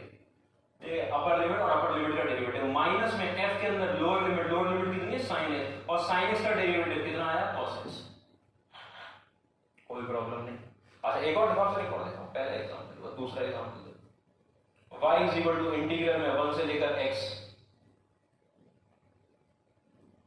यहां पर आ गया आपके पास sin t dt, अच्छा sin t dt, अब क्या f नहीं लिया, f की जगह f तो फंक्शन होता है ना, sin ले, तो डिफरेंशिएशन कैसे करेंगे, लो देखो dy by dx is equal to sin के अंदर t की जगह पर x और x का डेरिवेटिव मतलब 1, माइनस में sin में x की जगह पर और t की जगह पर 1 और 1 का डेरिवेटिव 0, 1 तो कांस्टेंट नंबर है ना उसका 0, तो अगर कांस्टेंट वाली लिमिट होती है तो पूरा पार्ट हट के 0 हो जाता है, dy by dx कितना आया निकल गया आपके पास sin x निकल गया, dy by dx कितना निकल गया sin x। अच्छा कांस्टेंट अगर एक तरफ है तो वो वाला पार्ट 0 हो जाएगा, हाँ क्यों, क्योंकि कांस्टेंट, क्योंकि लिमिट का डेरिवेटिव लिया जाता है ना, अगर डिफरेंशिएशन ले रहे हैं और एक लिमिट वेरिएबल ली हुई है तो लिमिट का डेरिवेटिव लेंगे यहां तो ठीक है, लेकिन वहां 0। एक और देखिए, एक और देखो, तीसरा एग्जांपल देखो, y is equal to integral x square से लेकर x क्यूब तक, ठीक है, और यहां पर आपके पास log t dt, ये इधर t में ले रखा होता है, ठीक है, आपसे वो पूछेगा dy by dx कितना होगा, आपको पता है log के अंदर अपर लिमिट मतलब x क्यूब और अपर लिमिट का derivative 3x square, upper limit put कर दी t की जगह पर और फिर मल्टीप्लाई कर दिया अपर लिमिट के डेरिवेटिव से, माइनस log के अंदर लोअर लिमिट मतलब x स्क्वायर और लोअर लिमिट का डेरिवेटिव मतलब 2x, यही dy by dx निकल कर आता है by the Newton Lebanese theorem. कब, जब इंडेफिनिट, जब इंटीग्रेशन के अंदर लिमिट जो है वो फंक्शन बना, वो लिमिट वेरिएबल, बात में क्लैरिटी होगी मुझे।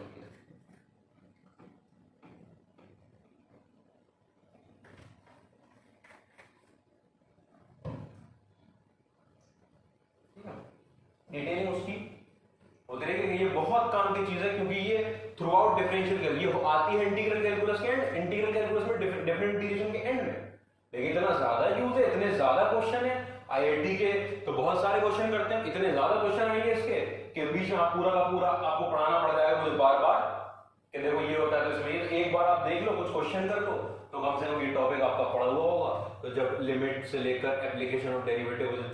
जो 6 चैप्टर, कितने 8 चैप्टर है टोटल, उन 8 चैप्टर में लिमिट, कंटिन्यूटी, डिफरेंशिएबिलिटी, उसके बाद वो डिफरेंशिएशन पार्ट 2 और एप्लीकेशन ऑफ डेरिवेटिव के 4 चैप्टर, ये 8 चैप्टर में आएगा।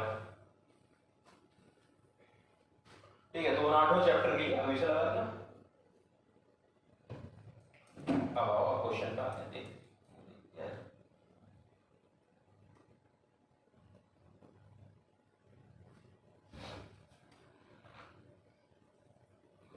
अगर हमारे पास if y is equal to integral x square से लेकर एक्स क्यूब में 1 अपॉन log t, तो आपको बताना है कि dy by dx की वैल्यू कितनी हुई। Simple question, dy by dx पूछा गया आपसे, आपने लिख दिया dy by dx, जैसे ही आपको देखा ये आगे जाना फौरन चमका, अरे ये तो Newton Lebanese theorem, Newton Lebanese हो गया अगर ये, तो 1 अपॉन लॉग के अंदर डेरिवेटिव नहीं लेना फंक्शन का, 1 अपॉन लॉग का, उसके अंदर direct upper limit x cube और अपर लिमिट का डेरिवेटिव 3x स्क्वायर, माइनस में 1 अपॉन लॉग के अंदर t की जगह पर लोअर लिमिट और लोअर लिमिट का डेरिवेटिव ये dt होगा,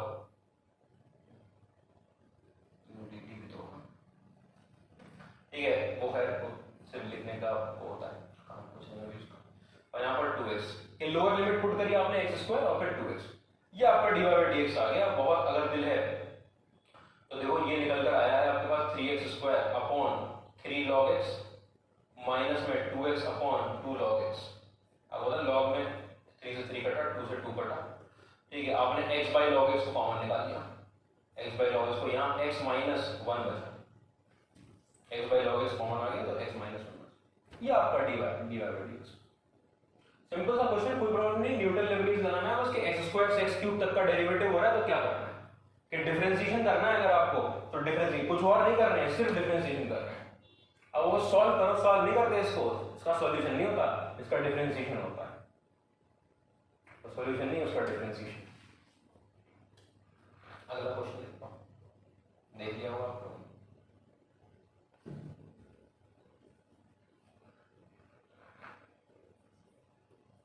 अगला क्वेश्चन क्या है, अगर gx हमारे पास 1 से लेकर x में अंडर रूट में t की पावर में 4 प्लस 1 dt लिखा हुआ है, तो आपसे पूछ रहे हैं कि g डैश x की वैल्यू बता दो। g डैश x डेरिवेटिव निकालना है, मतलब डेरिवेटिव dt क्या है, वो इंटीग्रल पता है आपको, dt लगता है t के रेस्पेक्ट में इंटीग्रेशन हो रहा है, ठीक है। तो g डैश x निकालने का मतलब डिफरेंशिएशन करना है, और डिफरेंशिएशन आपको पता है लिमिट अगर वेरिएबल है तो न्यूटन लेबनीज है। न्यूटन लेबनीज कहता है कि फंक्शन को तो एज इट इज रखो अंदर वाला फंक्शन, और t की जगह पर जो अपर लिमिट है वो डाल दो, अपर लिमिट x की, x की पावर 4 प्लस 1, ठीक है, और अपर लिमिट का डेरिवेटिव मतलब कि 1 माइनस में, अब मैं लोअर लिमिट डाल दूं, लोअर लिमिट मैंने पुट कर दी 1 प्लस 1 रूट में 2 आ गया, लेकिन लोअर लिमिट का जो डेरिवेटिव होगा 1 का डेरिवेटिव वो तो 0 होने वाला है ना, वो 0 होने वाला है, तो आप पुट करके लो करते हैं 1 की पावर 4 प्लस 1 और यहाँ 0, ये तो पूरा टर्म क्या हो जाएगा, 0 हो जाएगा, आपका निकला अंडर रूट में x की power 4 plus 1 g dash x।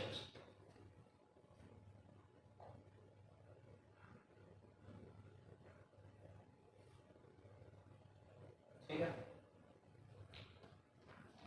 अगले क्वेश्चन में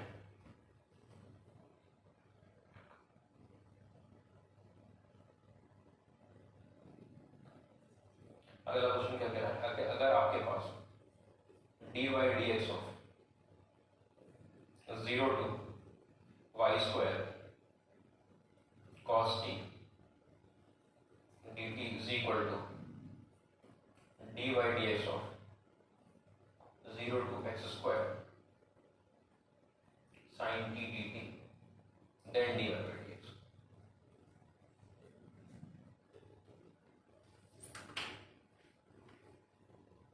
आओ एक चीज क्लियर करते हैं कि अभी जब लिखा था y इज इक्वल टू पहले लिखा था 5x से लेकर x ft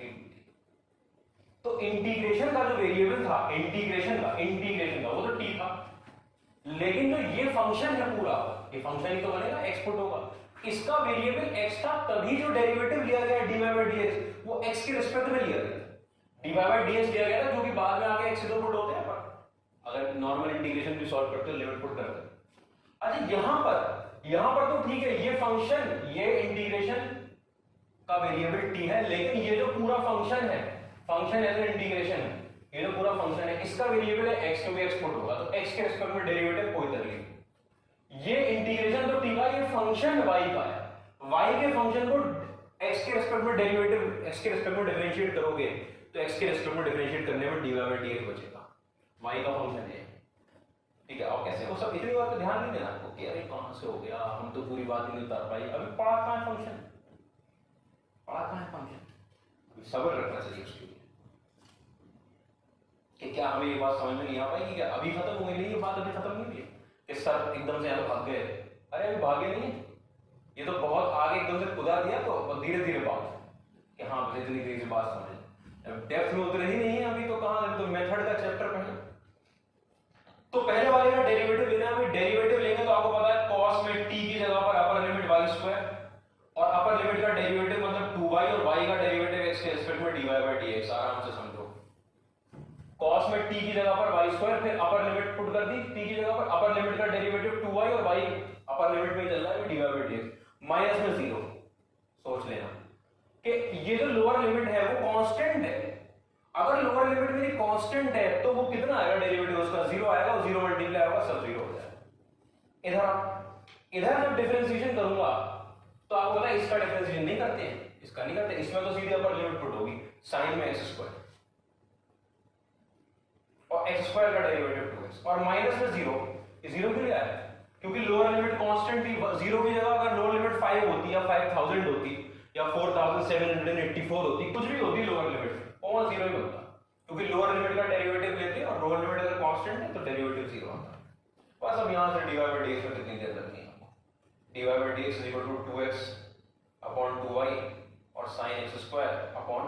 cos y square, 2 से 2 कट गया, x sin x square y cos y square, ये आ गया, इससे ज्यादा कुछ नहीं कर सकते इसको, तो बाद में क्लैरिटी आ गई होगी थोड़ी थोड़ी कि अच्छा ये होता है न्यूटन लेबनीज में, इतनी कोई बड़ी चीज नहीं।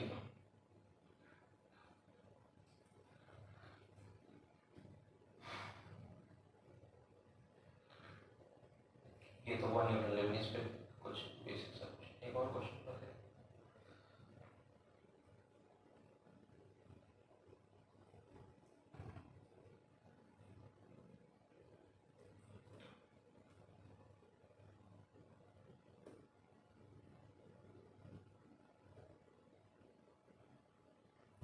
अब आएगा क्वेश्चन, क्या कह रहा है दोस्त,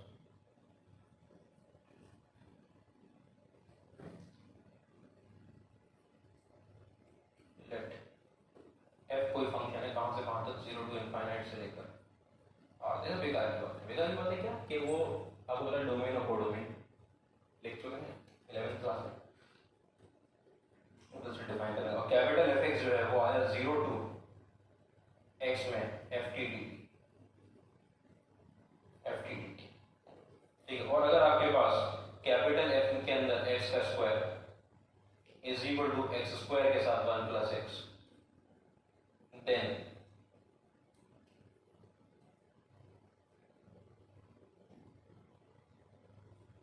f4 is equal to small f4 की वैल्यू, स्मॉल f तो वही है ही नहीं, वही है छोटा सा अंदर बैठा हुआ, स्मॉल f में 4 पुट करना, बहुत बढ़िया है क्वेश्चन, कोई इसमें तकलीफ नहीं होगी आपको कि इसको उठा के लाना, ये देखना न्यूटन लेबनीज लगना है, क्योंकि लिमिट ऐसी है, आपने एप्लीकेशन निकाला, उससे फायदा क्या होगा देखना, ये धीरे धीरे आपको प्रैक्टिस हो जाएगी कि f के अंदर t की जगह पर गया x और x का डेरिवेटिव हो गया 1 माइनस में, क्योंकि लोअर लिमिट कांस्टेंट है तो 0,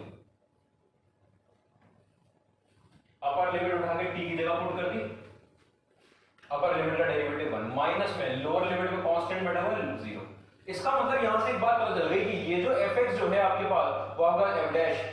x है। fx जो है स्मॉल fx जो है वो कैपिटल f डैश x के बराबर है। अच्छा f डैश के बराबर है, अच्छा तो f डैश के बराबर है अगर, तो यहां पर इसका मतलब f डैश निकाला जाए।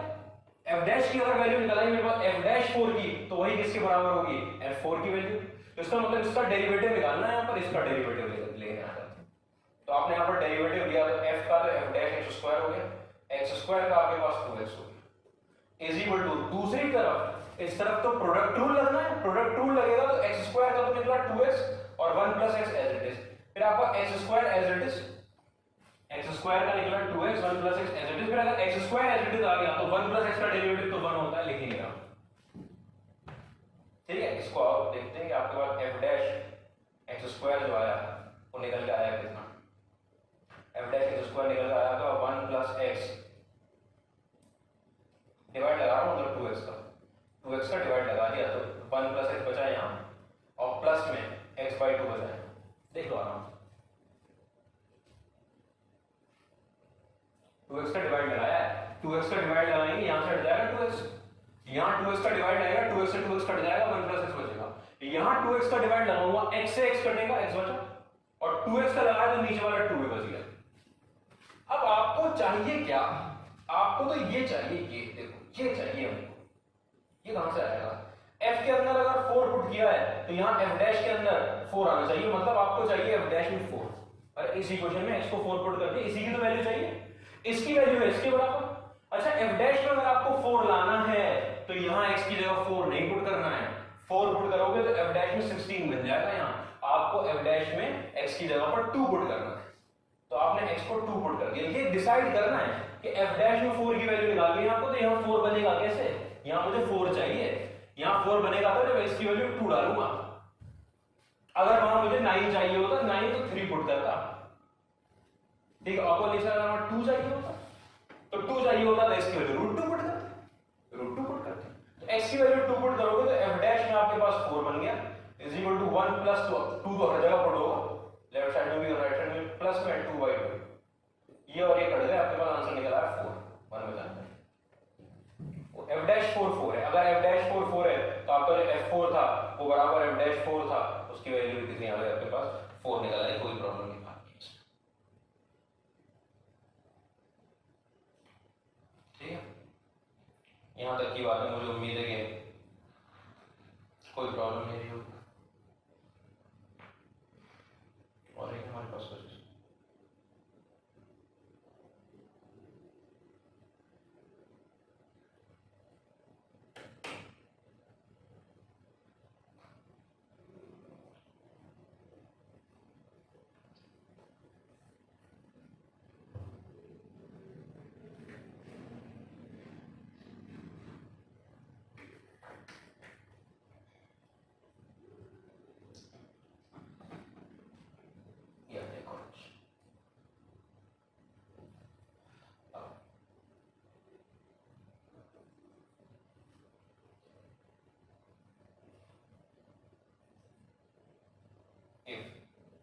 x is equal to 0 to y dt upon under root में 1 plus 4t square and d2y by dx square की वैल्यू हमारे पास ky आई है, तो k की कितनी वैल्यू, डबल डेरिवेटिव पूछ दिया, ज्यादा कुछ नहीं सोच, डबल डेरिवेटिव आपको क्या देंगे डबल डेरिवेटिव में। अगर अभी डबल डेरिवेटिव सॉल्व करना है तो पहले सिंगल डेरिवेटिव निकालना पड़ेगा dy by dx, मतलब x के टर्म में डिफरेंशिएट करना पड़ेगा। मैं आपसे कहूंगा अगर आपने x के टर्म में डिफरेंशिएट किया ना तो यहाँ पे ये y का फंक्शन है, यहाँ y पुट होगा और अपर लिमिट के डेरिवेटिव में dy by dx इधर बनेगा। इधर नहीं बनाने की वजह से मैं क्या करता हूँ कि एक सोच के किया कि differentiate with respect to y, y के टर्म में डिफरेंशिएट कर दिया तो यहां पर बना dx by dy, आराम से देखो इसका dx by dy बना, और dx by dy बनने के बाद आपको पता है इसमें तो न्यूटन लेबनीज लगना है क्योंकि y पड़ा है ऊपर, तो न्यूटन लेबनीज लगना है तो 1 अपॉन अंडर रूट में 1 प्लस 4y स्क्वायर, और फिर आपको पता है क्योंकि y के टर्म में डिफरेंशिएट हो रहा है तो y का डेरिवेटिव तो 1 हो जाएगा, और माइनस में लोअर लिमिट पुट होनी है और लोअर लिमिट का डेरिवेटिव वो कांस्टेंट है तो 0। अगर dx by dy आया तो आपको पता है कि dy by dx की वैल्यू कितनी निकल कर आएगी, अंडर रूट में 1 + 4y²। और जैसे ही dy by dx से निकल कर आ गया, आपको पता है फौरन d2y by dx² कर दोगे। d2y by dx² करने का मतलब ये है कि इसका डेरिवेटिव 1/2 अंडर रूट में 1 + 4y², ठीक है, और यहाँ पर आपके पास 8y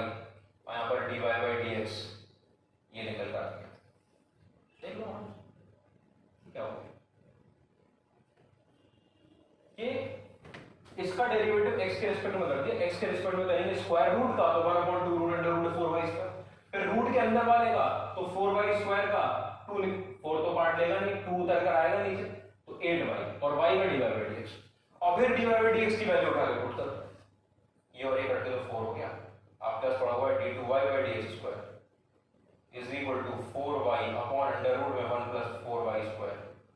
और dy by dx की वैल्यू आपके अंडर रूट में 1 + 4y², ठीक है, और ये कट गया आपके पास, आपके पास 4y आ गया। और अगर 4y आ गया तो आपसे पूछा गया था कि अगर ये ky के बराबर है तो k बताओ कितना है, तो k की वैल्यू। अब ये सब चीजें ये क्या किया गया था, ये किया गया था कि क्योंकि ये फंक्शन y के रिस्पेक्ट में था तो y का, क्योंकि अगर आप इसको x के टर्म में डिफरेंशिएट करते तो x के टर्म में डिफरेंशिएट करने पर यहां बनता 1 और उस तरफ बनता आपके पास dy by dx, उससे भी सॉल्व हो जाता, कोई प्रॉब्लम नहीं है। मैं एक और तरीका दिखाना था आपको, उस तरफ बनता dy by dx क्योंकि y अपर लिमिट को पुट करते हैं और फिर अपर लिमिट का डेरिवेटिव होता है, अपर लिमिट का डेरिवेटिव क्योंकि y के रिस्पेक्ट में था तो बना गया, अगर x के रिस्पेक्ट में होता तो y का डेरिवेटिव dy by dx था, वो लिखना पड़ता था, वापस जाके वही बनना था, उसको कोई प्रॉब्लम, यहां 1 होता dx by dy यही आता, कोई प्रॉब्लम नहीं थी। इतनी बात में क्लैरिटी होगी, ठीक, आगे आओ।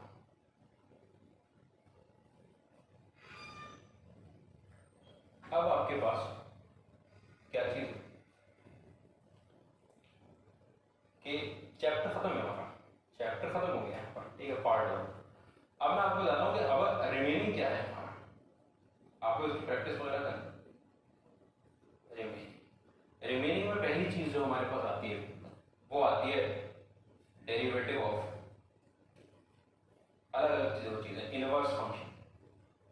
अलग से फॉर्मूला है, इंपॉर्टेंट चीज, यही वो एक आध चीज जो आईआईटी का हाल में मैंने पूछी। दूसरी चीज derivative of inverse trigonometric function, अब वो ये तो पढ़ लिया, साइन इनवर्स का पढ़ नहीं लिया, अरे वो नहीं, इनवर्स ट्रिग्नोमेट्रिक के फॉर्मूले लगा के, जैसे ट्रिग्नोमेट्री का फॉर्मूला लगाए क्वेश्चन छोटा होता है ना, वैसे इनवर्स ट्रिग्नोमेट्रिक का लगाए क्वेश्चन छोटा होता है, फिर उसका डेरिवेटिव हो जाता है इनवर्स ट्रिग्नोमेट्रिक। तीसरी चीज वो ये वाले फॉर्मूले से, limit x tending to 0, f dash x की वैल्यू आपके पास limit h tending to 0, f के अंदर x plus h minus fx upon h, ठीक है, इस फॉर्मूले से। दूसरी और इंपॉर्टेंट चीज, लेकिन ये डिफरेंशिएबिलिटी पढ़ लेंगे,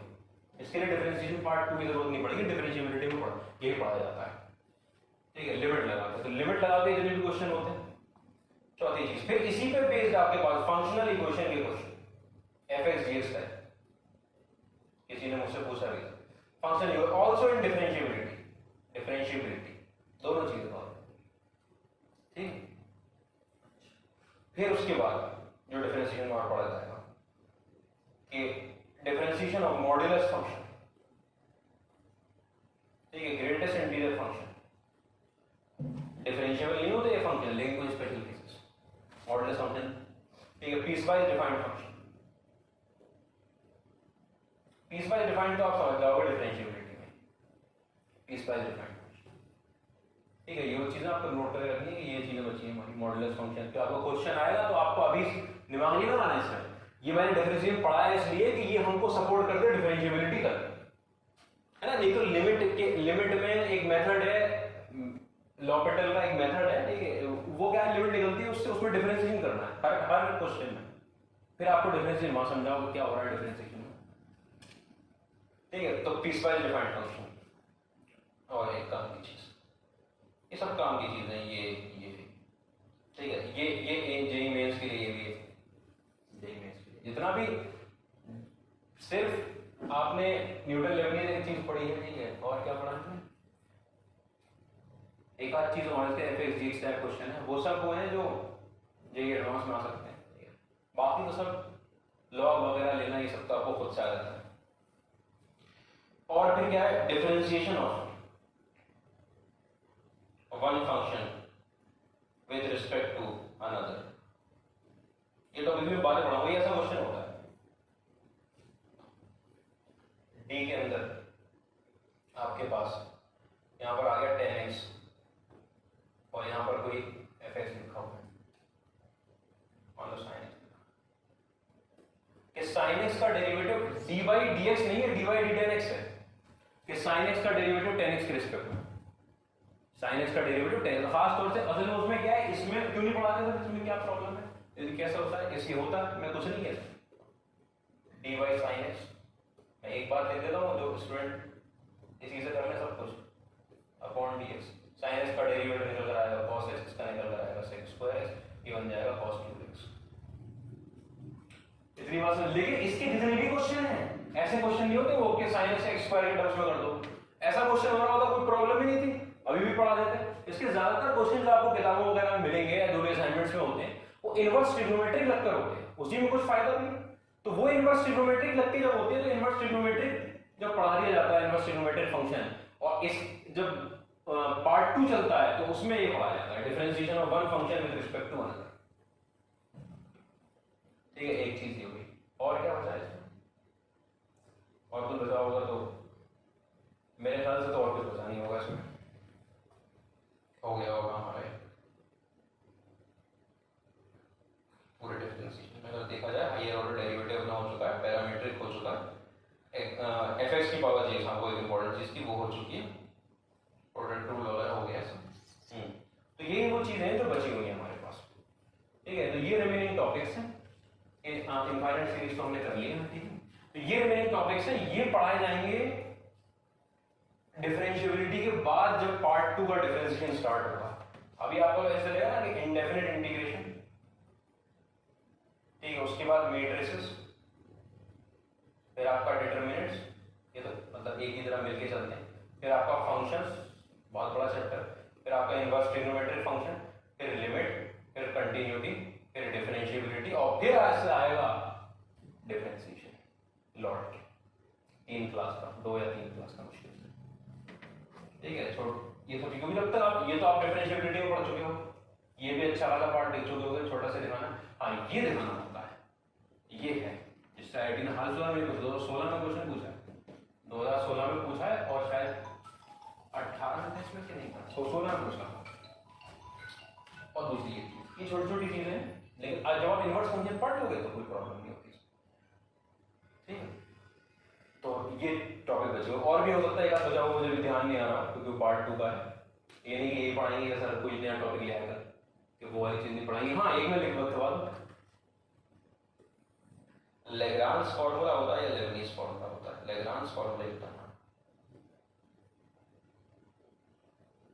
पढ़ाता हूँ मैं, इसलिए नहीं क्योंकि आज तक आईआईटी में उसका क्वेश्चन आया था, हाल फिलहाल में पिछले 15-20 साल में क्वेश्चन नहीं आया, ठीक है। ये होता है कि यूवी की पावर में n का n टाइम्स डिफरेंशिएशन, इसका n टाइम्स डिफरेंशिएशन बाइनोमियल से होता है, कोर्स में नहीं है, आईआईटी कुछ किताबों में दे रखा होगा, कोर्स में नहीं है, जबरदस्ती नहीं पढ़ना है कि ये फॉर्मूला याद करेंगे नहीं हम तो सर दिखाओ NC0 से कहां बोल रहा है, दिखाया सकता है, इंडक्शन से प्रूफ है उसका, मैथमेटिकल इंडक्शन से, सर पढ़ने ही कोर्स में नहीं है हमारे, नॉट इन सिलेबस,